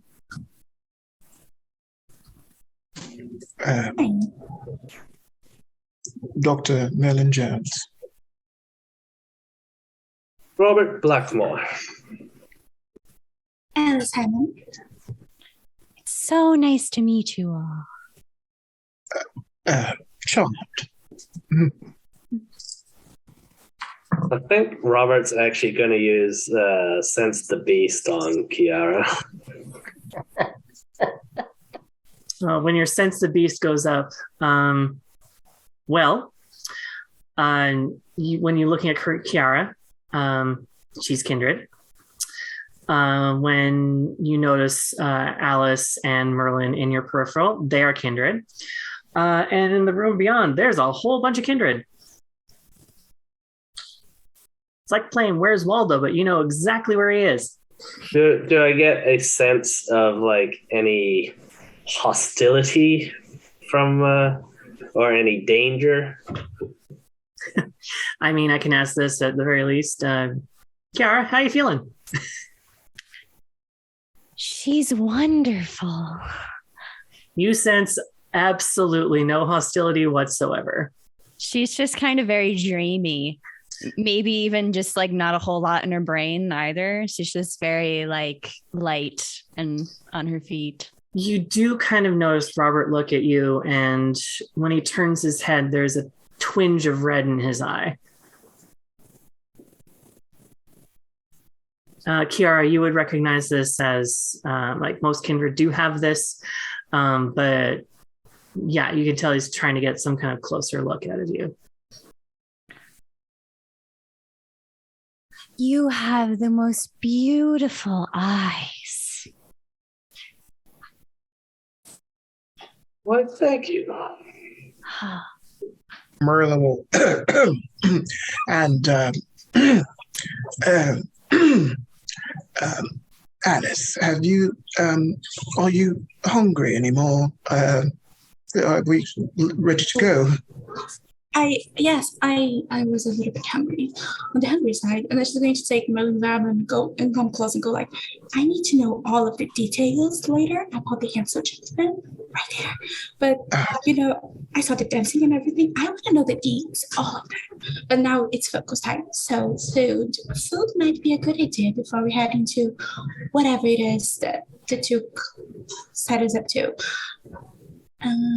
So let's, is anybody else hungry? Wants to get a bite, quite literally? That sounds wonderful.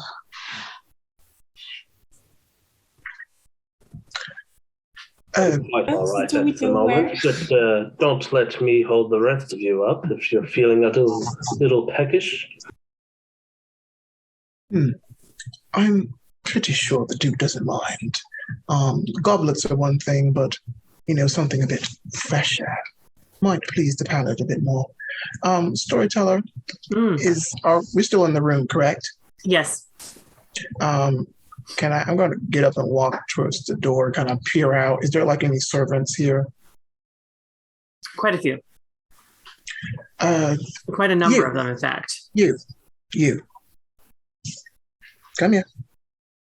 And this is a sort of maid servant who is just like, and she makes her way over to you and sticks her head into the room. Yes, sir. I'm gonna put my hands on their shoulders and steer them into the room and close the door. Alice is going to get straight into siren mode. Hi, darling. It's so nice to meet you. I'm so sorry. I hope we haven't disturbed your duties. I understand that this is probably a busy night. Oh no, miss. I'm sorry. I'm not. And she just sort of stumbles over her words as if she is just admiring you. She like good Lord, you're so pretty. Oh, thank you. That's very kind of you. Samson, open my bag and start writing down notes. You're going to see one of my works of art. Go. And does he go into the room too? Like, and just like, yeah. Okay. I want him to see this. Okay, he's in the room and he just quickly pulls out a book and pen and just like. Also, Miss Kiara, if you'd like, you can, that sounds just lovely. Yes. Quite lovely. I will also say as well, Alice, if your intent is to feed, I would definitely say use, let's say, manipulation and persuasion. because she's a siren, I do have this addiction thing. Top off before we go off into the wild blue yonder. Well, the wild indoor blue yonder. So I'm going to roll. Does the Sunny Merit apply here? Sorry, the witch? Oh, she's already like go at this point. So okay, so let's roll. If Kiara also gets some fang time, some feeding, do you want me to also roll for something? She can also throw her siren stuff on. Oh, for sure. What you can tell though, Kiara, though, is that Alice has got this girl boom right in her thrall for sure. Okay. Yeah, then Kiara will if you want your own to feed. She's just gonna like sheepishly like grab a wrist and like hide that she's just taken a little bit also. Cool. Okay. How'd you do, Alice?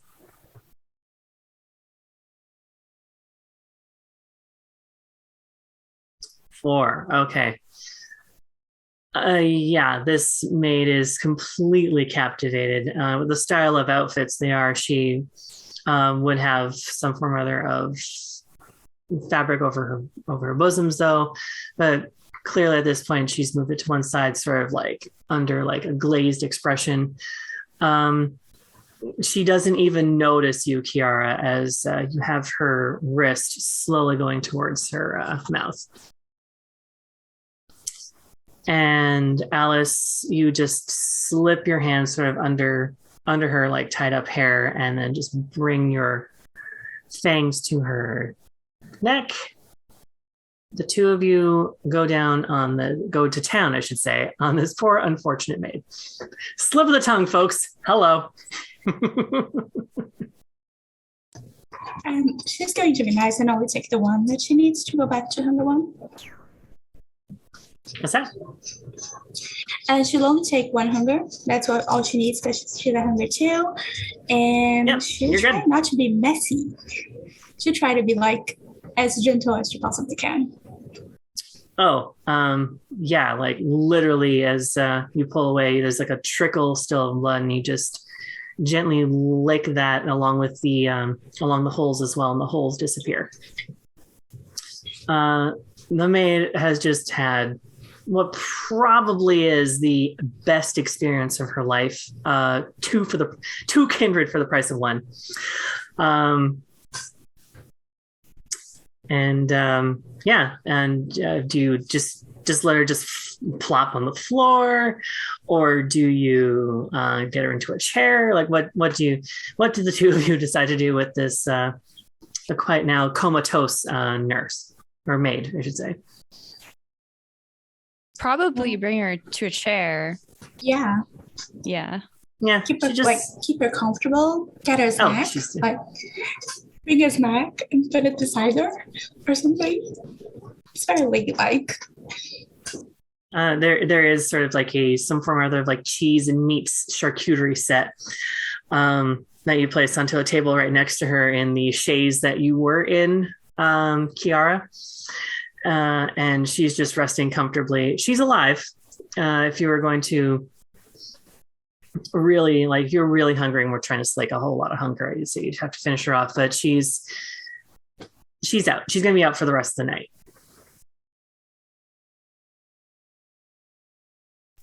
Well, ladies, she just sleeps.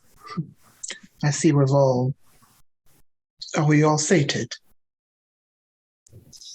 Yes, very much so. Thank you, Merlin. That was very nice of you. Are you sure you're not hungry, Robert? I'm quite all right, but thank you for asking. Of course. So, I guess to our duty. To the second floor. And as you make your way through the door and through the main entryway that you went to a grand staircase leading upwards, this is where we take our break. So folks, go and stretch, hydrate, grab a snack. Everyone else has, apparently. And we'll be back in about 5 or 7 minutes. Yeah, I hope you all are enjoying it. Yeah, please come back for the second part. Things are going to get a little bit more fun in the second part. Hope to see you guys in the second half.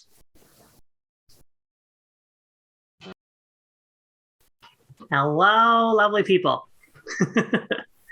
We are back. So if you missed the first half of this, absolutely, I just heard myself. Hello.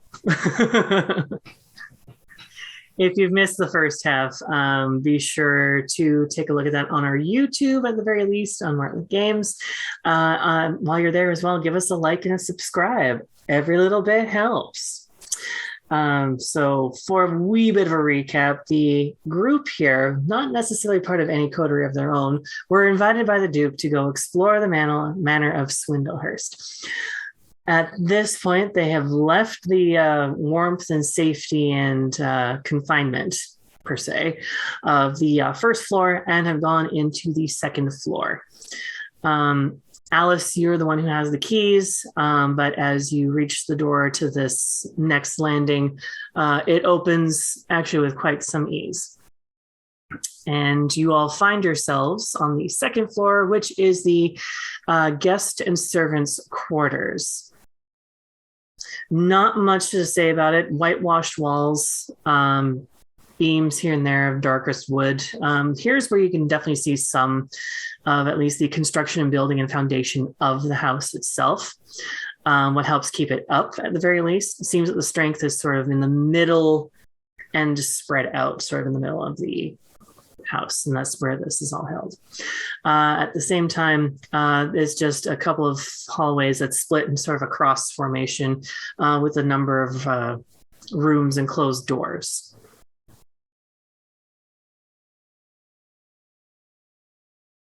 That's it. That's the description. Have fun, y'all. So, anybody has any suggestions?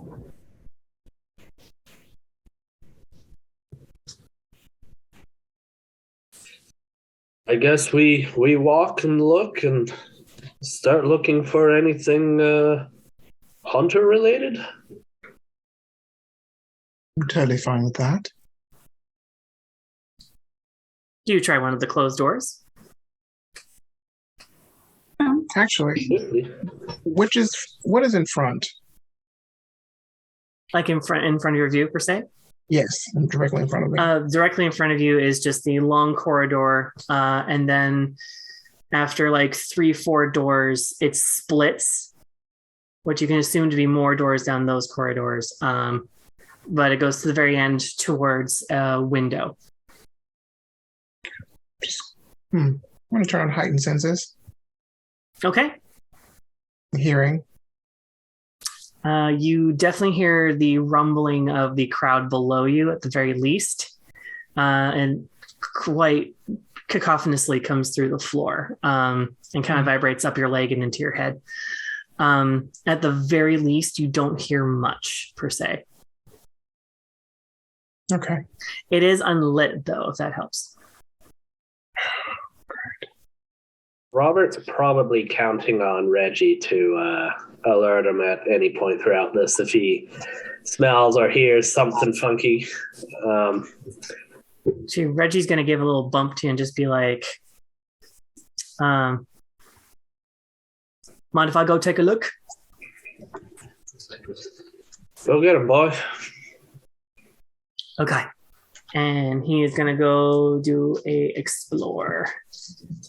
With a specialty in sniffing. While Reggie does that, Alice is going to sigh and just turn to Merlin and Kara and go like, in hindsight, maybe we should have asked them a few questions before we ate her. Oh? Go on. Because the maid probably knew the place, like any weird rooms.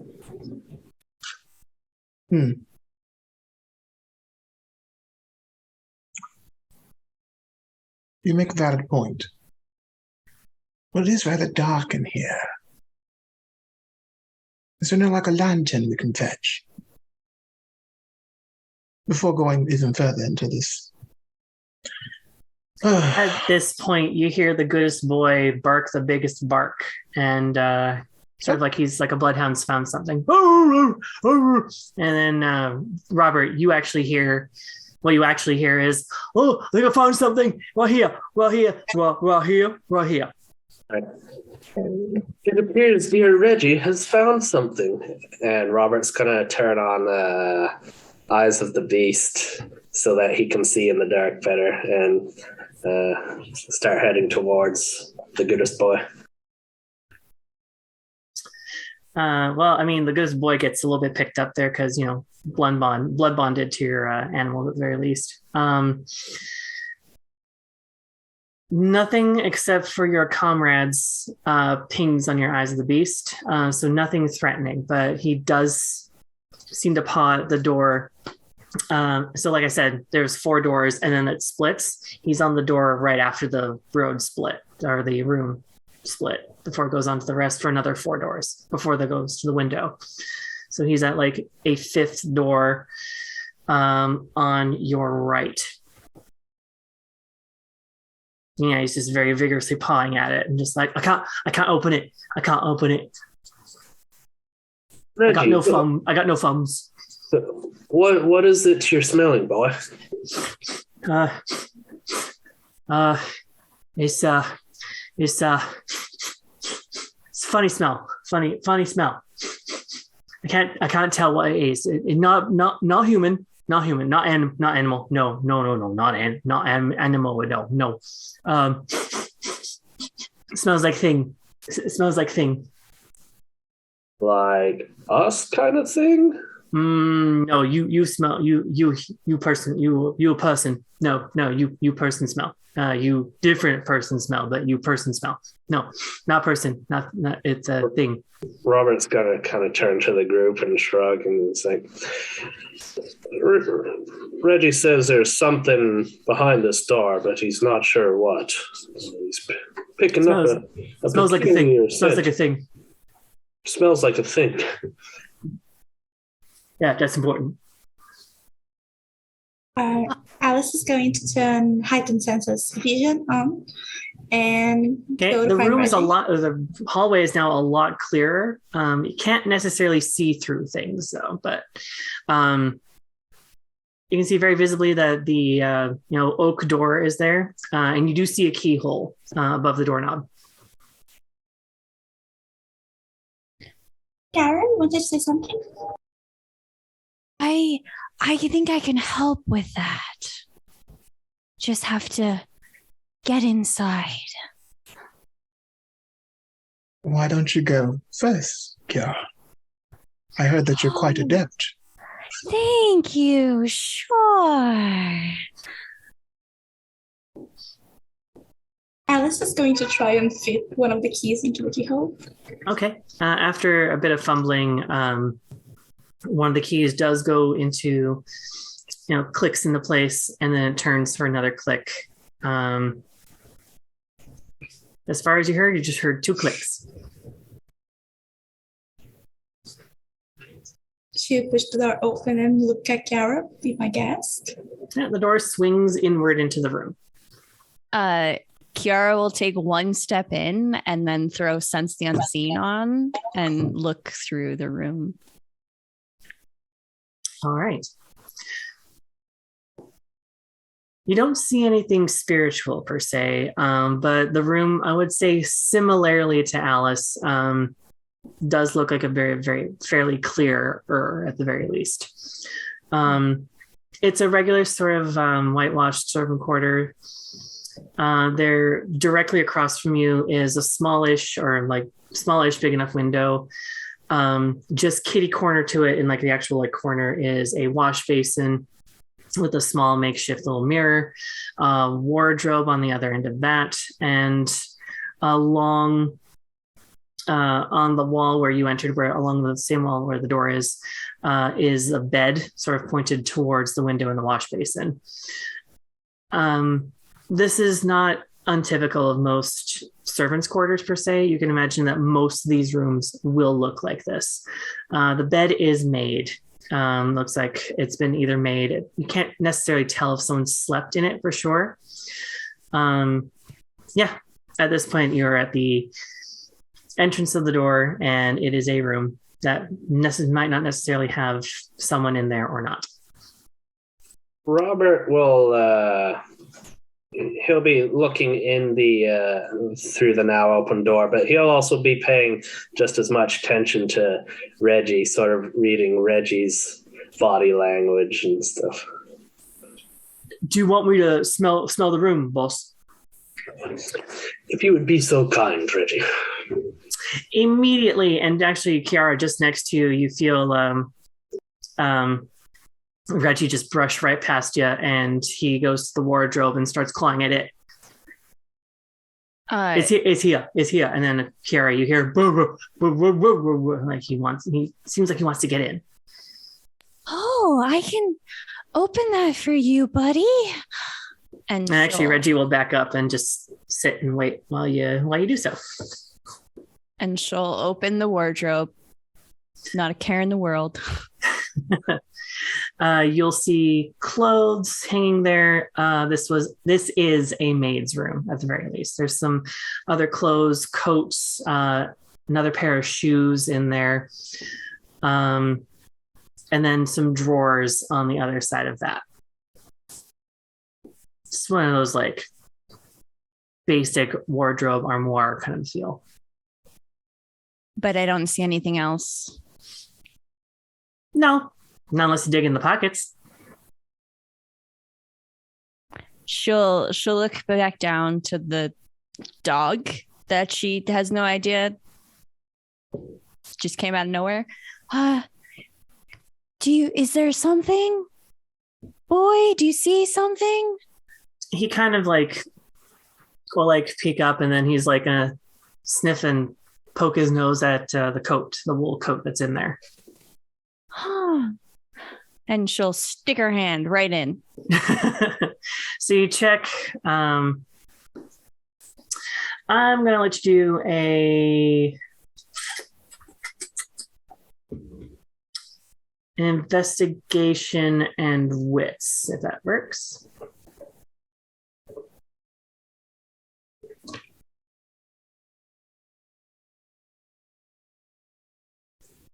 Can the rest of us help her? Yeah, the rest of you can go into the room and take a look around as well. And actually, you know what? Wits and investigation from every one of you if you want to explore the small servants' room. It's a wee bit crowded, though, I will say. I got 2 successes, but I have a 1 on a hunger die. I don't know if that's important. I believe it's only important, I think, for composure and resolve, I think. Okay. I think you're good. I think you're good. Okay. Then it's 2 successes. Yeah. Okay. Only 1 for me. 1, 2, and Alice? 2. 2. So for those of you who got 2, we'll start with Kiara since you're searching essentially first. In the pockets, you find a little like lighter of some kind, a wee bit ahead of its time, but also still kind of like crude and makeshift. As well as you find also a pair of very sharp scissors. I'll start with, and then I'll go with the other 2. Alice, where would you be looking? She would be looking into like the inside pockets, any hidden pockets. That's what she'd be looking at. Hidden pockets? Okay, sure. Not anything extra. A little bit of lint, unfortunately. There's not much else going on with the coat, unfortunately. Merlin, where would you be looking? Is there like a dresser or something? There is a night table. Okay, I want to search through there. And also look for a lantern. He said it's dark. Okay. No lantern, but in the actual just drawer when you pull it out, a revolver and a pocket of some bullets actually slide to the front of it. Yeah. And Robert, whereabouts are you searching? You said there were some drawers in the closet? Or Yes, there is. You'd probably just start taking a quick peek in the drawers. Yeah, as you go through, you find just a packet of matches. And then actually in one of the bottom drawers, you see a bunch of candles and one of those like candle holders, that are hand candle holders. Sure. There's candles and matches here if any of you are having trouble seeing in the dark. It looks like there's at least 2 candle holders. And a number of candles. Robert can see in the dark perfectly, so he might not think to need a light source, but he'll point out that they're there in case anybody should need them. Yeah. Yeah, Kiara will take one. Just candle, or are you going to get a holder as well? Yeah. Okay. With the holder. Yeah, so you put it in place. Alice will get one for Dr. Jones. Okay. So you get the second one, and both of you just have candle in place. I'll like hold out the lighter and scissors to the dog that's at my feet and let him sniff. Does he seem interested in either of those things? He sniffs it, and again you hear sort of like muffled, like whoa, whoa, whoa, like he's trying to tell you something. Reggie, what you hear is the metal thing smells like the lady who's asleep in the study. Apparently, the scissors smell like the maid that the two of you were getting acquainted with earlier. All the metal things, the pointy and the metal box. Oh, actually, both of these objects do, apparently. Actually, then he just sticks his snoot in the coat and just like, oh, this is hers too. Are we in her doghouse?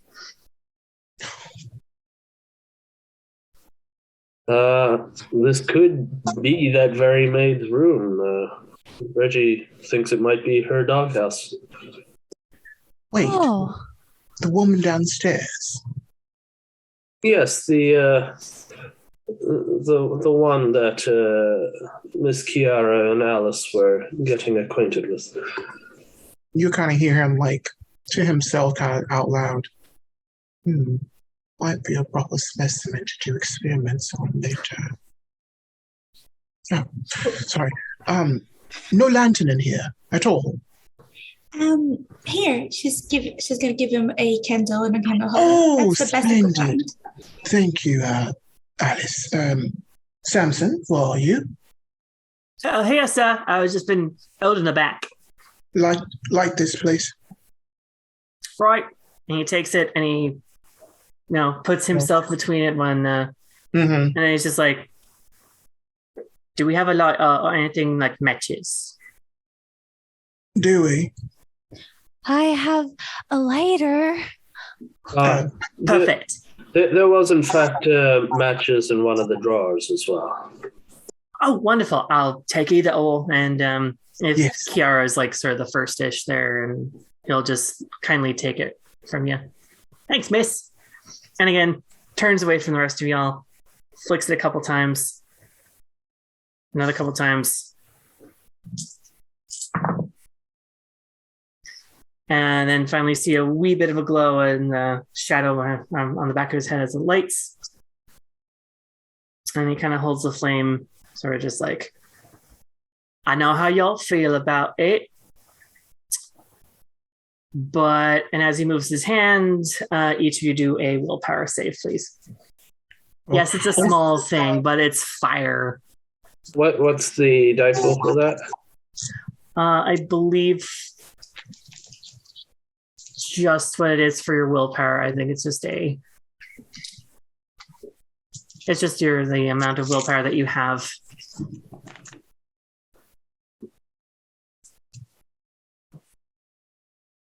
Merlin, you're good? Yeah, you're good. I subtract spent from that, do I? Or is it just total? It's just total.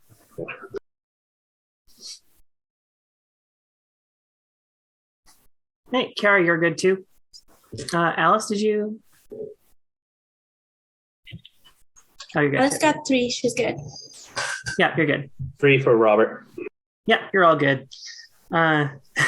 Moves his hand away. You're kind of like, okay, it's a little fire. It's okay. It's not big. Cool. As long as it's not a raging, burning inferno. Yeah. Yeah. No, this ain't no raging inferno. No, absolutely not. Mm-mm. All right. And now that you've done that, I designate you the candle holder. Very Jack and Jin, right? Is that the story? Or is that the candlestick lad? Jack be nimble, Jack be quick. Yes, that one. That's it. Jack does something with a candlestick. I don't think he does that with a candlestick. I don't remember. Anyway. Wobbly doesn't fall on one. It's very uncomfortable. I hope not. I've removed one from one specimen. These are sort of big and thick as well. It takes a little, no thanks. No thanks. Yeah, anyway. I've removed one from a specimen before. It's quite interesting what people do. Yeah, that guy, right? Very interesting. Yeah. Wow, I didn't know that you remove things from people. Oh, he does a lot of things. He also removes people from things. Yes. Dead people from things. Yes. Yeah. Remarkable. That is wonderful. It's real neat, what it is. Yes. Is there anything else in this room that we need to be aware of? Again, there's still the bed that no one decided to examine either. It's made. It's just made up. Merlin will go to it. Okay. And he will, let's see if I can do this. He will kind of pat it, the mattress. So, Robert.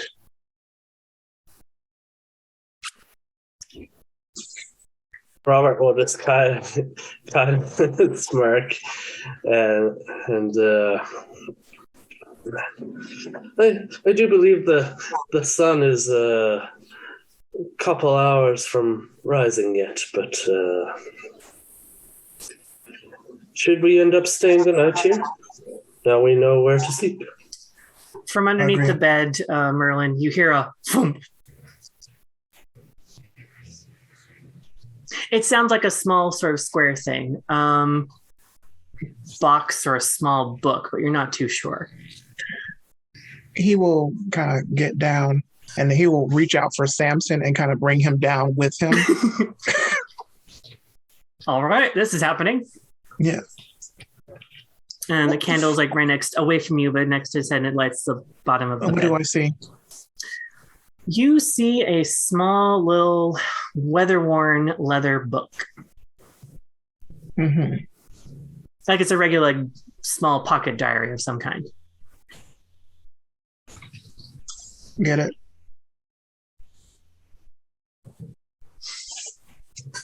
And as you open it and read through it, this is that maid's diary. Ooh. Okay. What does it say? You flip through it. It literally just, her going through her day, her wishing there was something, greater or better out there.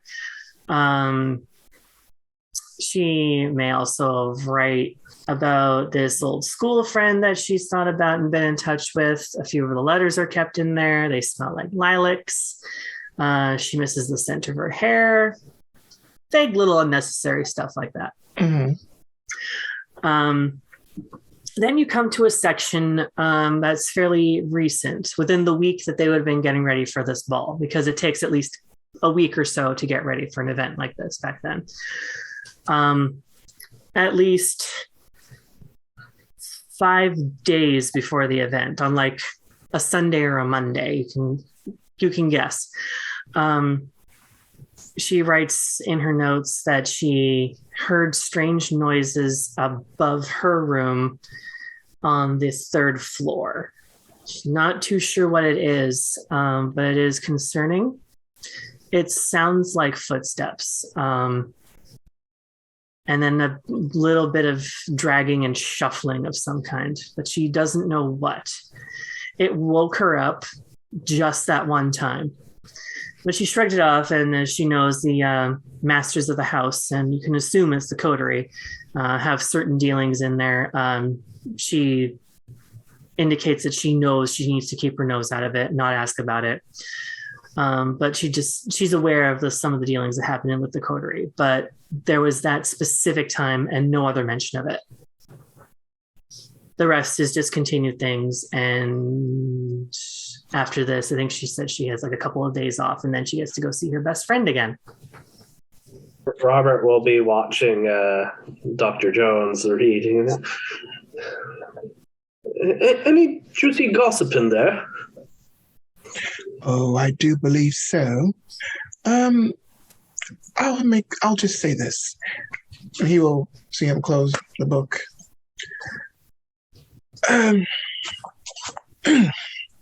Well, I think that the lady downstairs will be coming with me once this is over. We have lots to talk about. Oh my.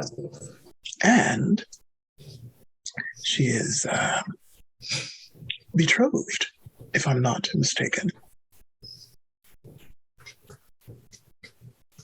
Maybe. And when you go to the 3rd floor, according to the book, she has been hearing strange noises and dragging right above here. Robert will look around the room, and it seems we have our lead. I think so. And unless you guys want to romper around in this room more, and you'll stand up and pat the mattress and sleep here, or sleep with.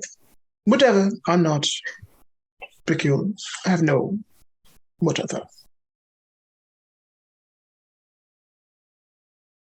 Dr. Jones is at least nothing but at least optimistic in this sense. Quite optimistic. I mean, I don't think they're mutually exclusive, Morgan. I think we can, do our duty as it is, and then, sleeping in or sleeping with can still happen. With the right amount of blood in a jar, it can always happen. All right, let's go. And he'll just spin on his heel, and as he's spinning, he's pushing Samson out the door with the candle to be the leader. All right.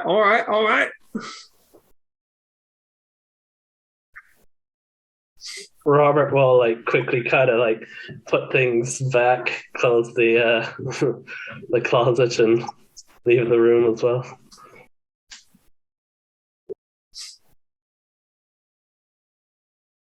Yeah, Samson. Sarah will follow after. Yeah. Samson, have you been keeping an eye on her? Has she made any subtle movements? She did just close the wardrobe. Well, it's not entirely subtle. I was waiting for her to manifest a beast or, cut off one of our heads. Why? What have we done? Have we done something? No, but I heard that, the rumors. Yeah.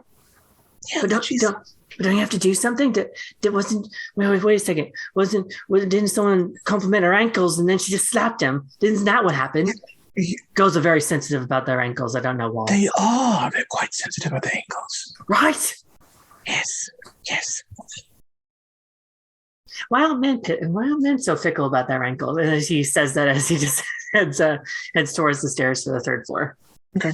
I don't get it. Why are men so upset about ankles? I don't understand it. I don't know. Because The standard is double. It really is. I agree. I Mm. agree. I do. It's just he'll kind of casually look down at his own. There's nothing wrong with them. But anyway, let's go. Let's go. And for the record, you got very nice ankles, and I know. It's If not, true. I will replace them with one of our specimens. But another time. Yeah, it's true. Yeah, good for now. Good for now. And he sort of holds the candle again away from you, but like sort of up the stairs a bit so you can see the stairs.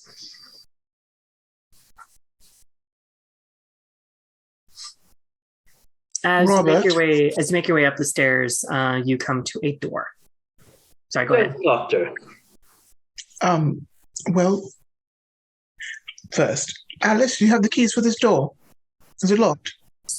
Yes. I mean, I don't know if it's locked, but it's definitely here. It's one of those. Yeah. Merlin, Merlin, you try the door and you can jiggle it, but it doesn't open.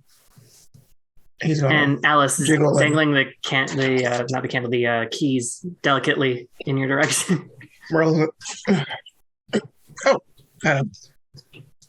Ladies first. Thank you. Alice. Just if any fits. Yeah. So the sort of third-ish key on there, sort of a bigger one, slides into place. Click, click, and you try the door. The door opens inward and towards the room. She'll open the door slowly and kind of peek inside before she gets in. Well, this will definitely make you happy. You're in the conservatory, the music conservatory specifically. In the center of a room is a pianoforte and a harp, a few benches and seating area, and an open door that leads into another room. She'll just run inside the room.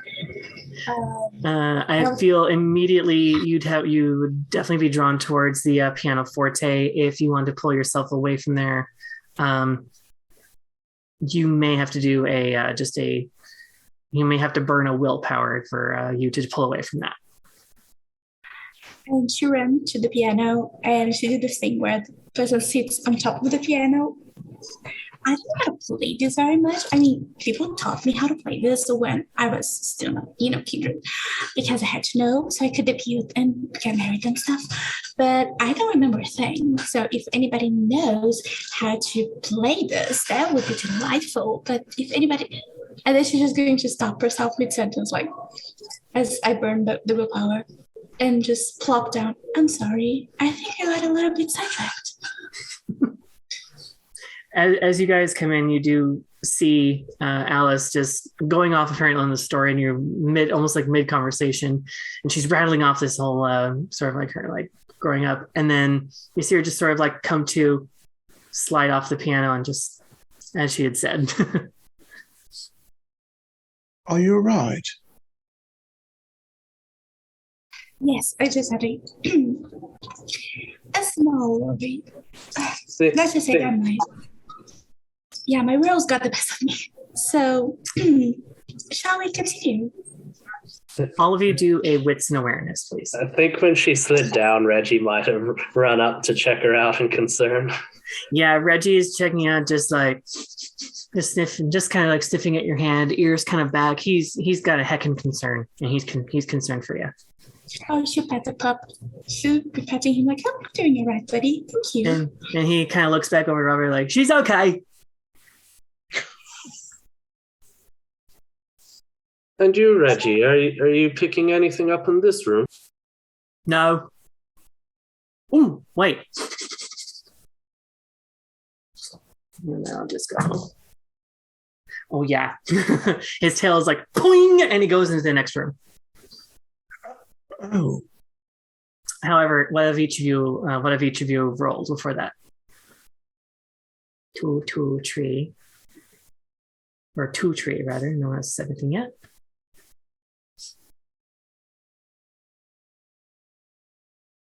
3 for me. Okay. Kiara, you just see this bull mastiff just like a bullet just shoot into the next room. The other three of you notice over top, again, another unlit fireplace is a portrait of a woman. From your combined knowledges together, if you bring your heads together, from what you can tell, the coterie includes the Duke, Charlotte, Bertie or Virgil, and two others, Bill and his sweetheart, Tara. There's 5 in this coterie. This is someone you don't recognize. What does she look like? Very noble and bearing. Brown brunette hair, empire waist of like the most beautiful red. And she has a regalness about her. Intelligence and history for anyone who has it, or as best as you can. Intelligence and history. And Kiara, you can do that as well. I know you just saw Reggie, but your attention would have been poked to with the other 3 looking as well. Okay. Sorry, it's intelligence and history. History? Oh, that sounds like a D&D thing. Academics, maybe? Oh, academics, yeah. Okay. I thought that was a history one. Never mind. I mean, a specialty in history would be fine. No, but I got some dice here. Let's roll. Yeah. This is actually one of my better rolls I can do. Let's see. Got a 1, got a 2.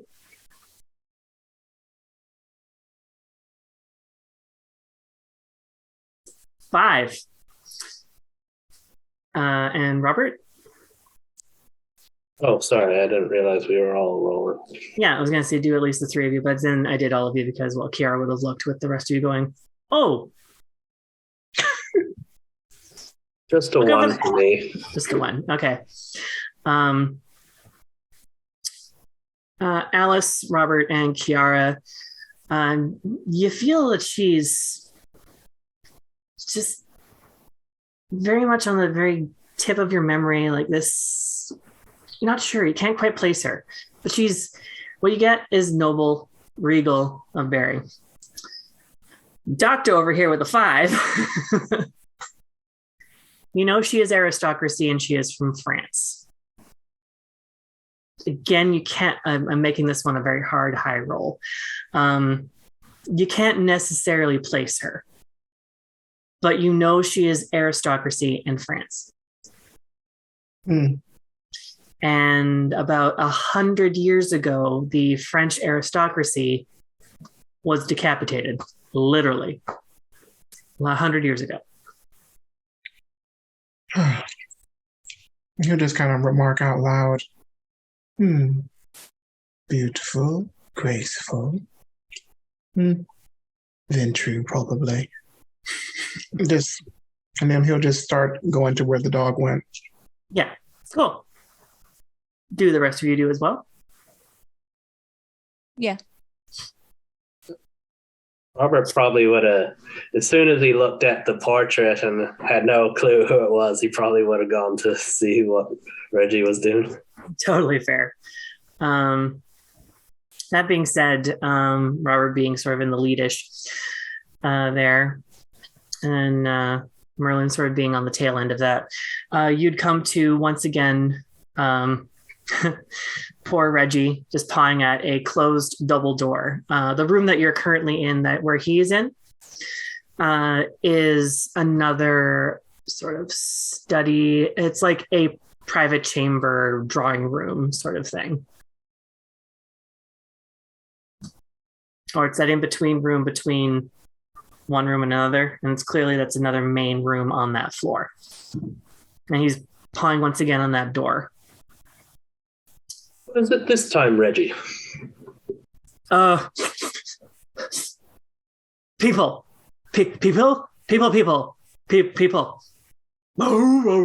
And he starts clawing it a bit more furiously. Bloody people. Blood. I'm not swearing. Bloody people. people in there now or just have been in there? In there now. Robert will turn to the rest of the group. And it appears dear Reggie here is smelling bloody people on the other side of these doors. Bloody people. Mortals. You'll see. No? He does that sort of whimper, like, I don't know, but he's also not a yes or no. Just he's not entirely certain if they're mortal or otherwise. So you'll see Merlin pull out. Be on guard. You'll see Merlin pull out the revolver and then you load it up with bullets, slam it back in the case, and you're ready to go. Alice, open the door. Yes, dear. She's going to take a key and try and open it. So the only other key on the keychain, there's like 3. The only other key on that chain fits in there, turns the click. From this room, this door swings outward towards you. So you'd have to pull the door open. She will. Ready to send Samson? Samson panics for a second and then holds the medical bag, and then it's just like, I think so. Good.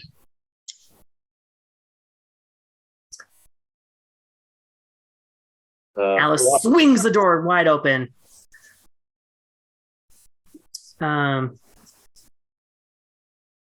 Merlin, you're poised and ready for anything to jump out, I'm sure, of anything that jumps out. Samson's sort of like ish behind you, hugging the medical bag. And the rest of you are sort of on either side. And you look into the actual drawing room itself, like a drawing room. In this room, there is sort of a similar design to the east drawing room from downstairs. This map-wise, if you think about it and actually do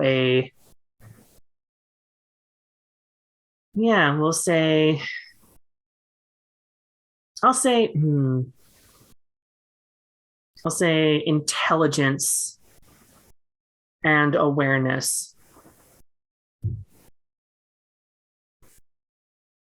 Yes, all of you. Sorry.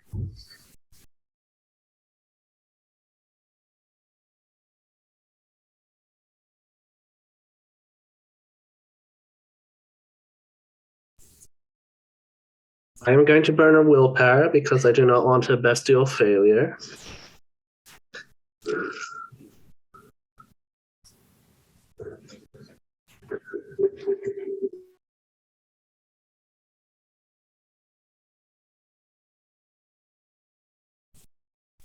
Okay, got y'all. Yes. Okay. So for those of the 2, I'll just go to describe the room and go for it from there. You just see it just decorated sort of like the Eastern draw room where you had met the Duke before, only it's had grander. This clearly is a space where maybe the coterie would hang out. This is their sort of area here. Candelabras in each corner, unlit fireplace, couches facing each other, some more seating here and there. No lit candelabras in this case. And the fact that the door was closed and locked indicates that it was meant to be locked, which is strange for a drawing room. You'd think even more private rooms would be locked, but this one sort of strikes you, for those who got like 4 and up.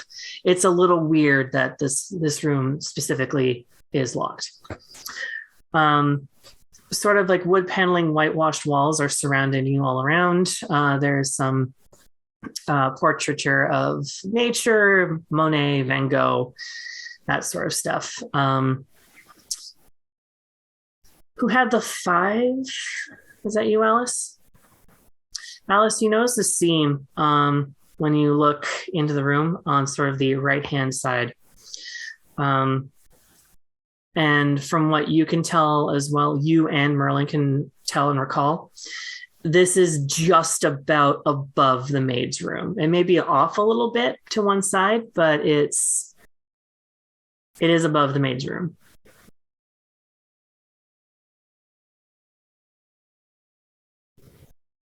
That's odd.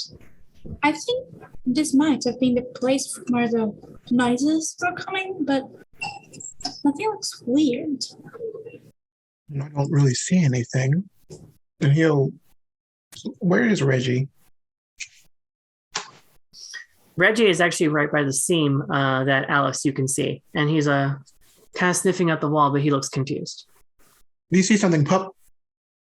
Woof, woof, woof. Woof. First of all, how dare you say that about my mother? Second of all, I smell something, but there's no door. So you may have insulted the honor of dear Reggie's mother. I did. Her eyesight's fine, thank you very much. Apparently you insulted her eyesight, but Reggie insists that it is immaculate. Well, let me clarify. I don't mean to be rude. I was imitating what you were doing, thinking it might work, but apparently it didn't. Tell Reggie that if he's a good pup, I will give him a leg of mutton. Does being good include finding the people in the wall?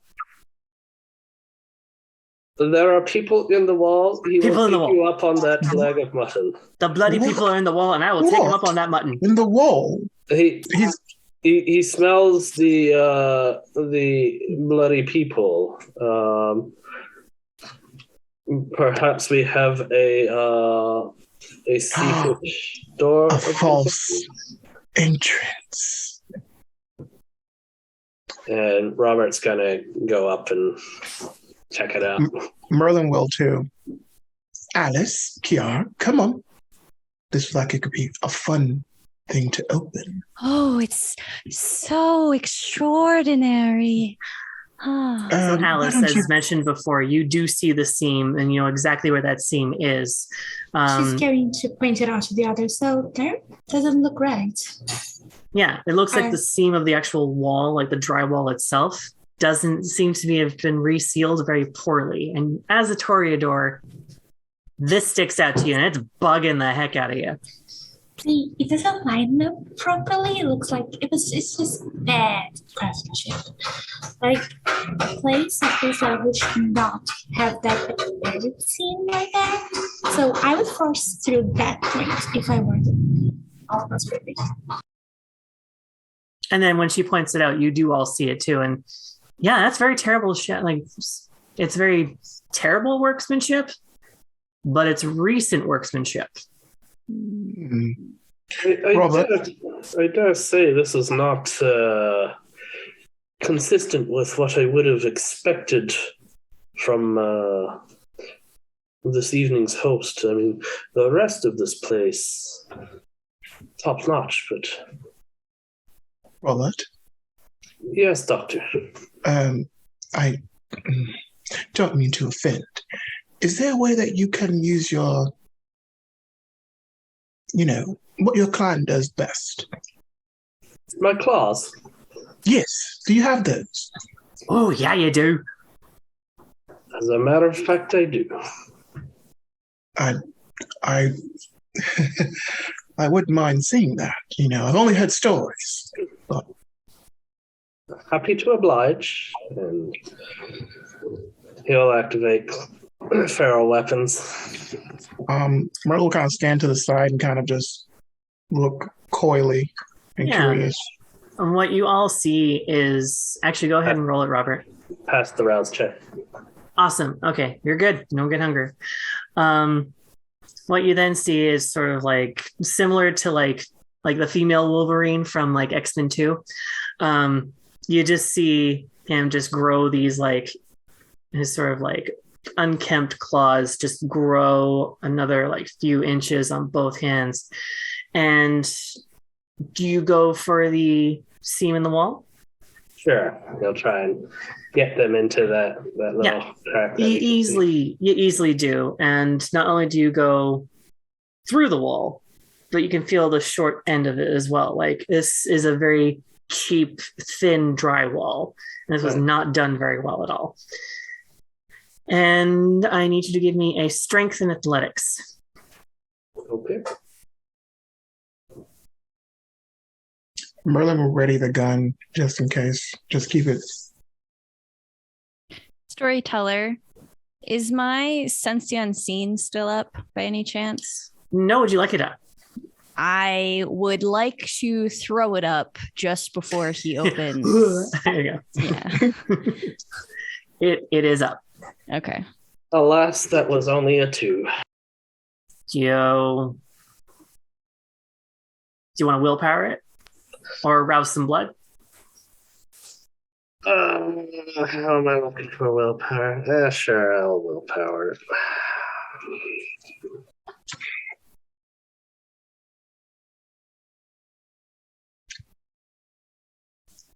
That makes the total 4.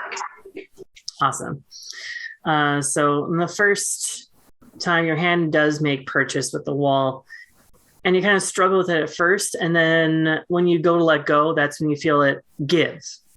And then you can pull it all away.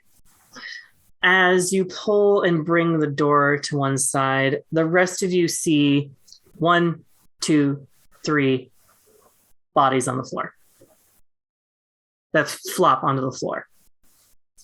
When you examine them, the moonlight sort of hits their faces, and you recognize. Well, you finally see what Virgil looks like, and you see Charlotte and Tara staked. Oh no. I do believe you're up, Doctor. Bloody bodies! Bloody bodies! Barf, barf, barf, barf!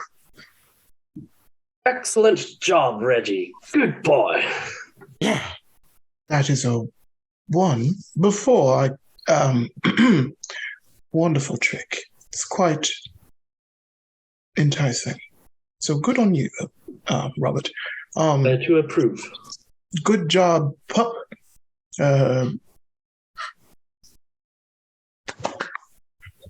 Okay, let's see what's going on. And we know these the bodies from the portraits and rumors and gossips that you would have off screen had like discerned from. You recognize these 3 individuals as members of this coterie. Okay. Can I like kind of look around, look behind me? Do I see anybody in here that's not supposed to be in here? Nope. And as a matter of fact, Kiara has her Sense the Unseen. You look around and you don't see anything. I mean, you actually, Kiara, you probably like, superficially see some sort of like life force or something like that that's hovering around them. But you recognize that as like they're staked. They're not dead. They're still just sleeping. How bad do they look? Well, they Like have a beaten up? stake. They look like each and every one of them has been staked. Tara has one in the chest. You could tell, as a doctor, you can tell it's directly into her heart. Mm-hmm. Precisely, like almost exact, like with like medical precision. Virgil and Charlotte seem a bit more haphazard. Virgil's is in the back, and Charlotte's is down a little bit, but still enough to pierce the heart. Are their eyes open? Looks like their eyes were closed. Okay. And who's They look the one at look at peace. So okay. So the one who's gotten staked straight through. Who was that one? Tara? that one's Tara. All right. All right. I don't mean to request a lady's help, but if you guys could help move them around, I'm going to try to talk to this one, Tara, and see what's going on. Sure. They're not quite dead yet, but probably gonna be pissed when they wake up. Which is why I'm only doing one. Excellent idea, Doctor. Storyteller. How many bodies were here? Sorry, 3? 3 out And of 5. they're out of 5. Okay. Mm-hmm. I'm happy to fill that gap for you. There's 3 out of 5. So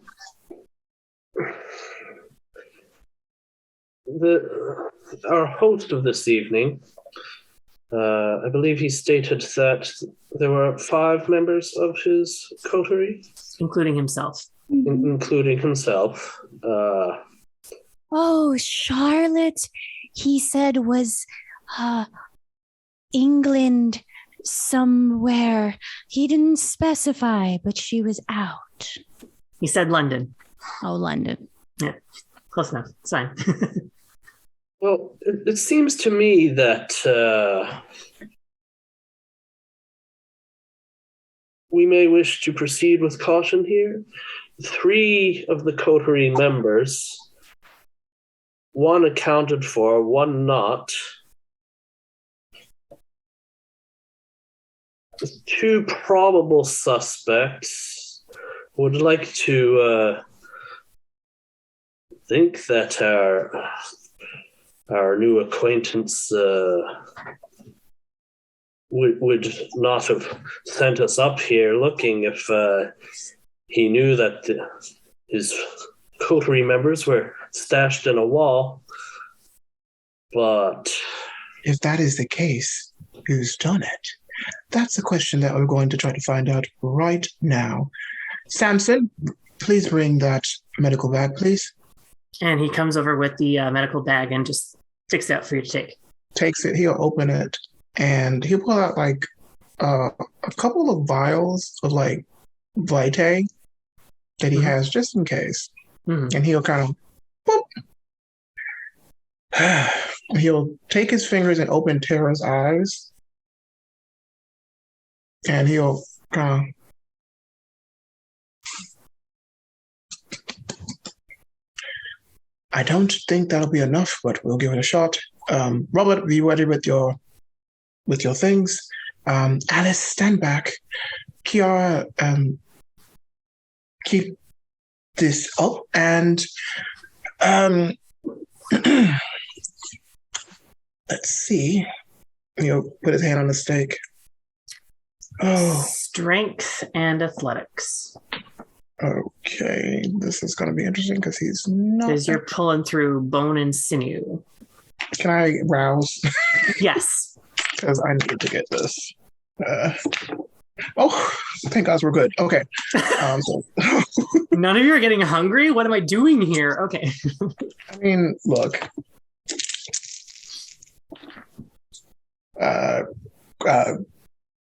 Critical success. Just one? 4, 5. Okay. 4, 5. Okay. I was lucky. Yeah. The rest of you, as you see this, you do see Alice's eyes are now stuck open, almost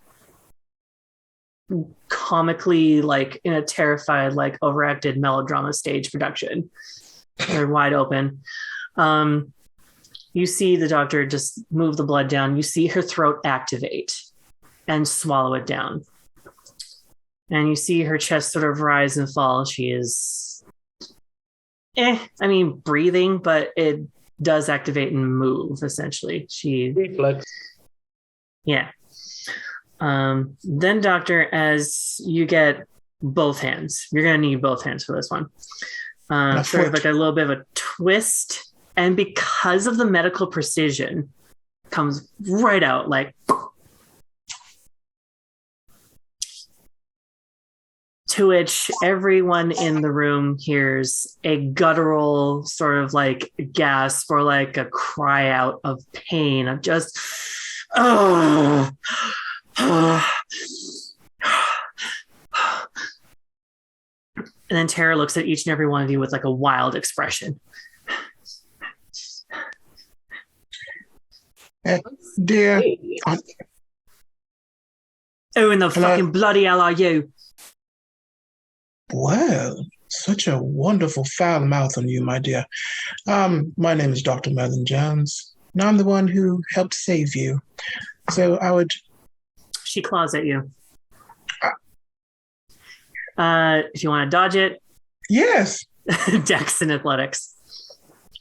Oh, bitch.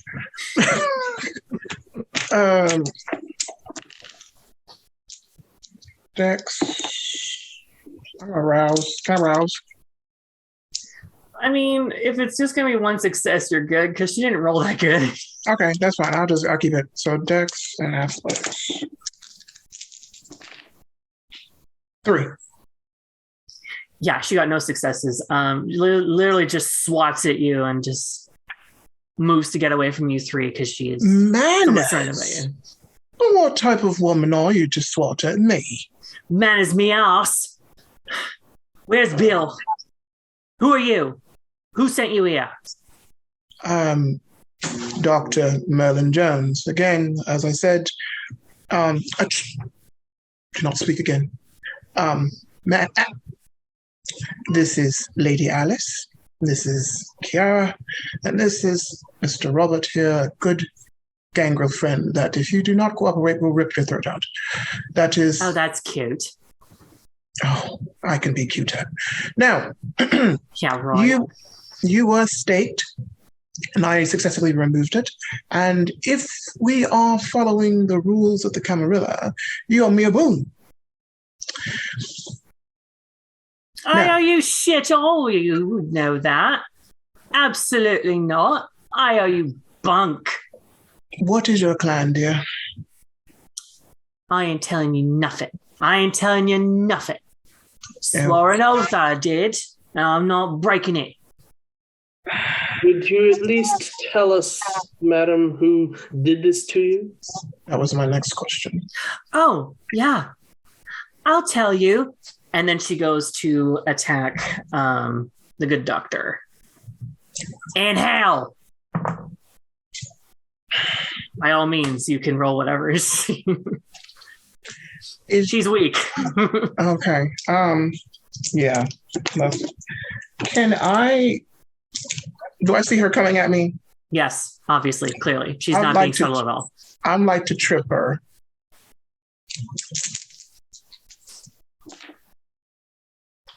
Three again. Yep, she had 1. I'll trip her, and then when she falls, you'll see me kind of like leapfrog on top of her body and sit on her. All right. I get to do stuff. Yay. All right.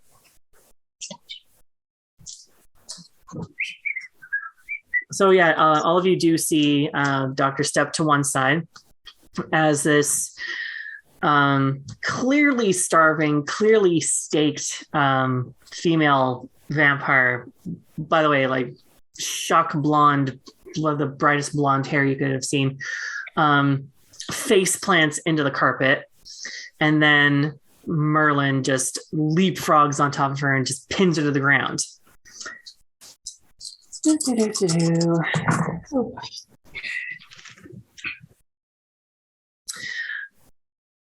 Then each of you do... Actually, you know what? Each of you do a wits and awareness.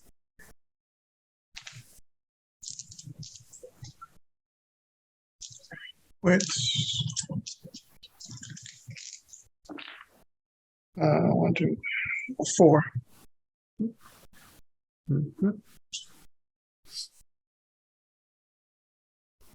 3.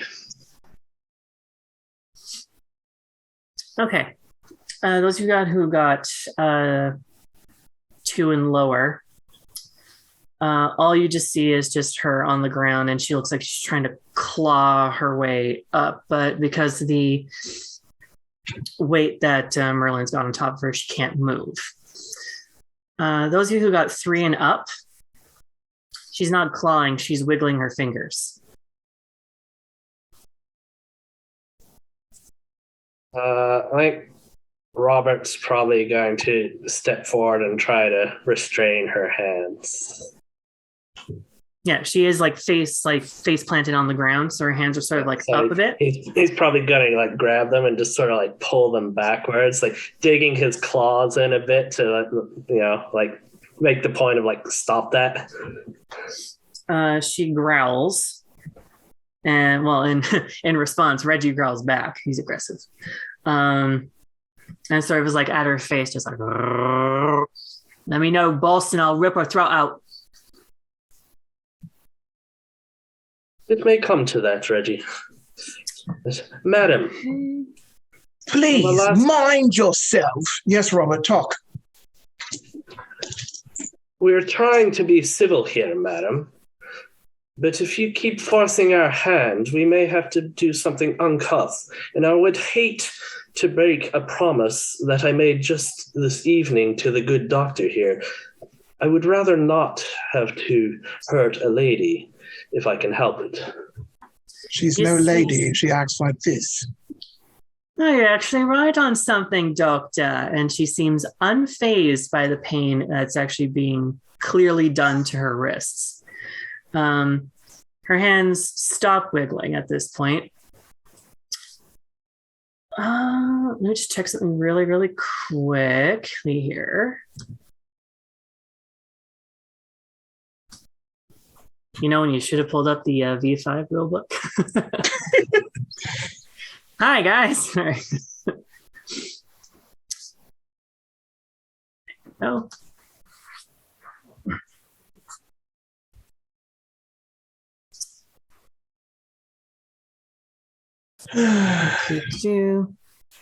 So she's still in place. Arms back, shoulders pinned to the ground. A bull mastiff at her face, growling at her, and Robert, you would hear him just be going to, rip her apart at your command.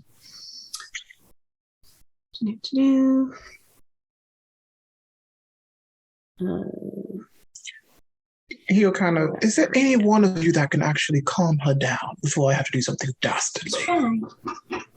Alice is going to take a step forward and Tara?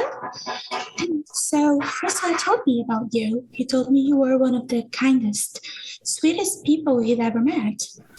And I understand you are scared and that you are frightened probably after being so rudely staked.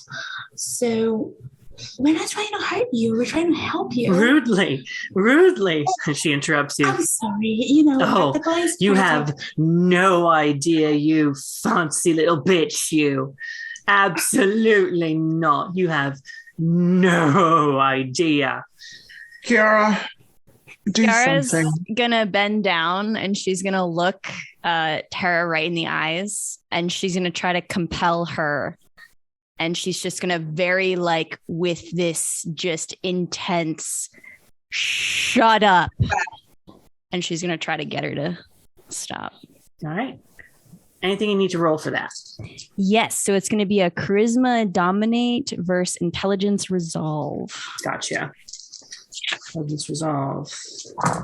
Was not expecting to get into pseudo combat tonight, so bring it on, bitch. Bring it on, bitch. You got a gun. You got a gun. I do. I don't want to light her ass up, but if she let's just pop the steak back in. That was also on my mind too. You can be someone a little more hospitable. If I spend a willpower, what do I get for doing that? Reroll 3 regular dice. Reroll 3, okay. Yeah, regular ones, no red.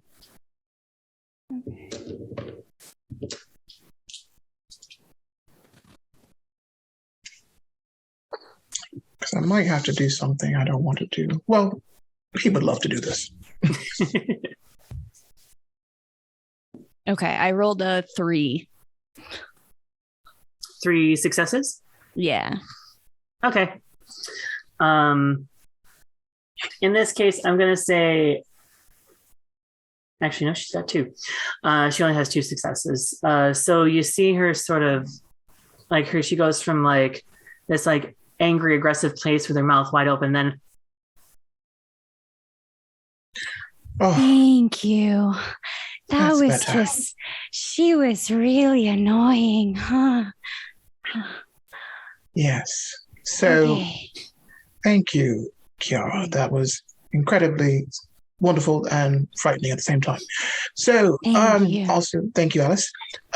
So, Tara, as it says, I would really love to help you, but you are forcing my hand, and I would be beside myself who had a relative opportunity to restake you under the cover of night, put you into a one of these curtains wrapped up, and take you back to my laboratory and run experiments on you. But I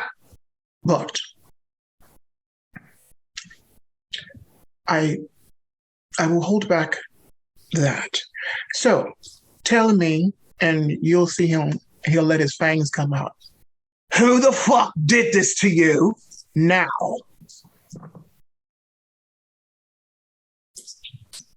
Speak kindly. I won't. Kiara, can you do me a stamina and composure roll, please?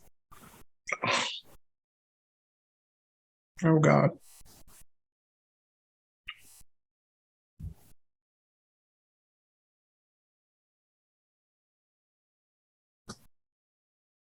Just let me know what you got. Oh, I see. Okay. Sorry. Just trying to find all the things. You're good. Okay. Can I ready one of my abilities? Sure, which one? Corrosive Vitae. Okay. That's a 2. Unfortunately, she beat you. So, Kiara, finally get to do this to someone. As you still like lock eyes with her, she kind of tilts her head a little bit, mouth like sealed shut almost magically by your voice. And then she just looks at you. Suddenly, you feel an emptiness just drain from your body, down from your neck, down your chest, down your legs, and out your feet. You feel the life force of Vitae leave your body.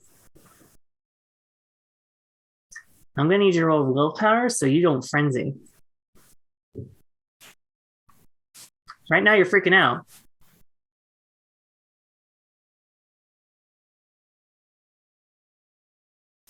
Okay, Kiara's in a frenzy, a blood frenzy. You want nothing but throats, and you want them now. I guess the first thing in front of me is Reggie. Oh, hang on. I will call this. This is a red card. No violence to animals. So I'll say directly in front of you is Tara. Okay, then I'll go for Tara's throat. Okay. Oh, that backfired. Did it though?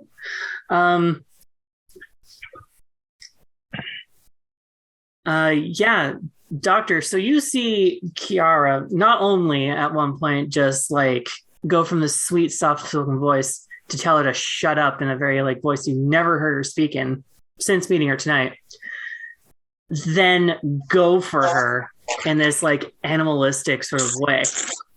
Kiara, you break her neck because you just want her neck at this point and dig right in. I'm going to say you down every last drop.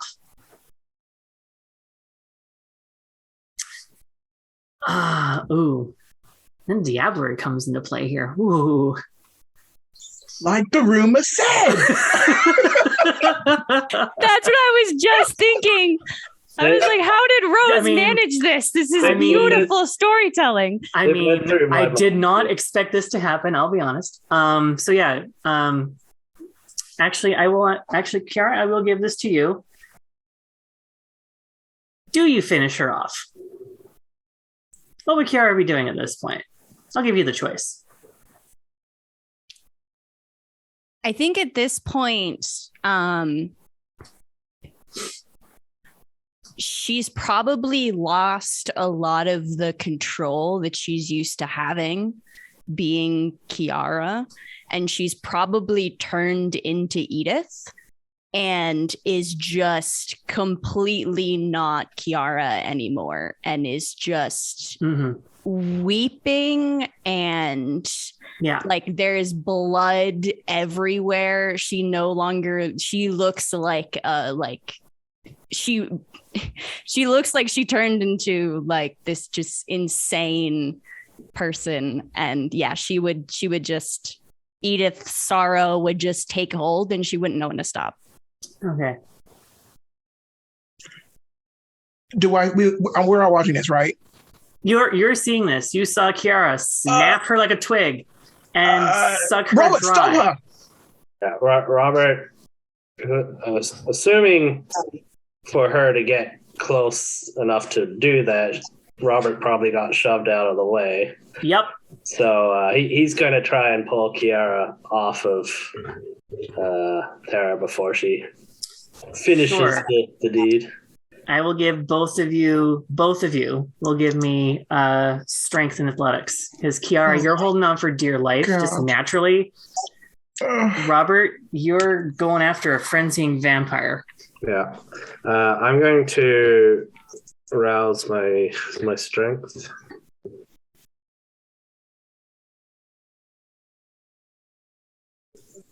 I get hungrier. Restrain her. She's going to try to talk to her like Kiara. Oh, Merlin. Okay, yeah, 2. Okay. I will narrate when everyone else does as well. Alice, are you pitching in as well, or what? Or are you just like talk her out of that? She will try to talk her out like Kiara. Actually, Alice, I got an idea for you in a sec. You know what I'm thinking of. All right. Kiara doesn't have great anything, so she rolled a 1. Okay. Yeah. Even so, I failed the rouse for the the strength boost. So Robert did get hungrier. You get hungrier. You hear your beast just like, ooh, someone else is going to town, I see. You should join in. That looks good. Right now. And oh, darling. And then it fades to the back. Well, it was a pretty sizable dice pool, and I only rolled 2, so just barely enough. Okay. With the literal carnage that's happening in front of you, Kiara, you do manage to get the last drop out of Tara. So for the next time we play this, we will talk what levels or what things you get from this diablerie. But I will say right now, your humanity drops down by 1. And your blood potency goes up by 1. Shit. Got it. Fucking shit. You feel the life force come into you, but for intents and purposes of this whole scene, your Kiara is essentially triggered. She is hysterical. She's screaming and kicking and flailing. Robert, by some miracle, I mean, you get an elbow here and a shoulder blade there, but you manage to hang on to her as she is just having this temper tantrum. You can't tell. It seems almost childlike. I think he'd be holding her, and he's probably trying to talk to her to calm her down as best as he can as well. So. She is screaming to a fever pitch, and she cannot hear you at all. Alice. Alice is going to try something. She's going to get close to Kiara and do what her mother did when she was hysterical. And she's going to start singing the song. So it's going to go like, Essa rua fosse minha, eu mandava ladrilhar com pedrinhas de brilhantes para o meu amor passar. And then she's going to just keep doing it until Kiara calms down.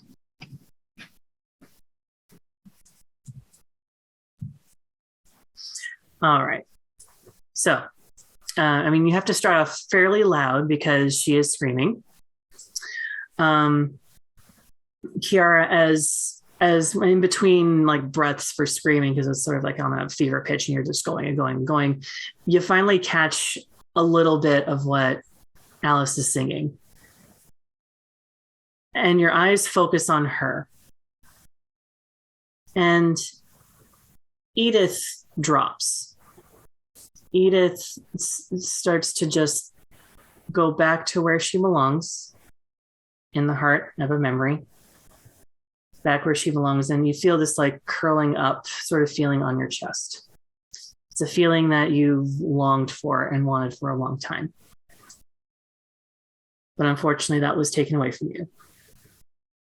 However,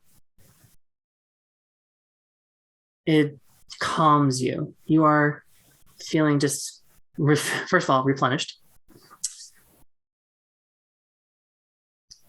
And everything just settles and returns back to normal. Kiara, as you blink up, you realize you see Alice just on her knees in front of you, even like a hand just about to stroke your hair. You see Dr. Merlin sort of straddle over a now bloodied, almost decapitated dead body. And then behind you, and pissed off. You also see Reggie with his tail wagging and looking at you just like, Worf, she's okay, Worf. And Robert seems to be holding you, but I think at this point he's gone to hug mode since you've calmed down. And you're getting one of the best hugs in the entire world from a gangrel. Because that's the truth. And that is where we're going to end for tonight. Okay.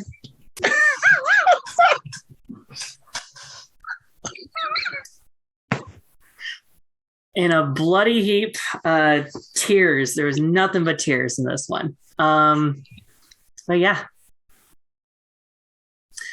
So, thank you for coming to my first one shot. This will be continued. This is not over yet, folks. Yay! We'll figure out a time when we'll do this next for sure. I have after so this. many questions. Right? I've only made a whole bunch more for myself as well. I'm going to get each and every one of these players to outro, followed by myself at the end. Let us know where we can find you. Let us know what projects you have coming up or you're working on.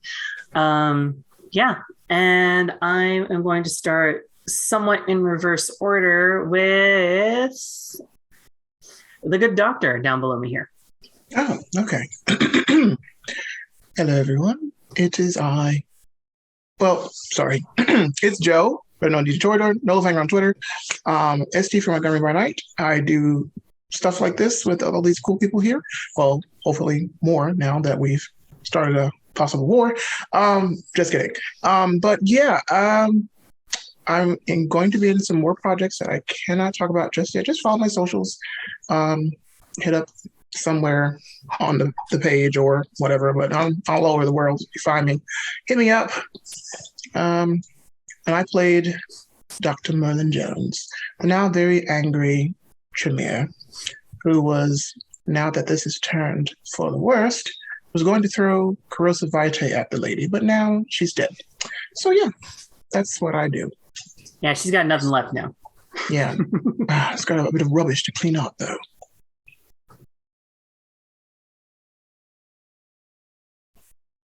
Next, we'll have Jacqueline.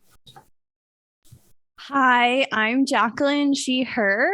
And tonight I played Kiara, she, her Malkavian, who has some crazy backstory that we actually got to see a little of, and a little bit of her human persona came out, which is really awesome. And I loved playing, and Rose is amazing. And this has all been so great.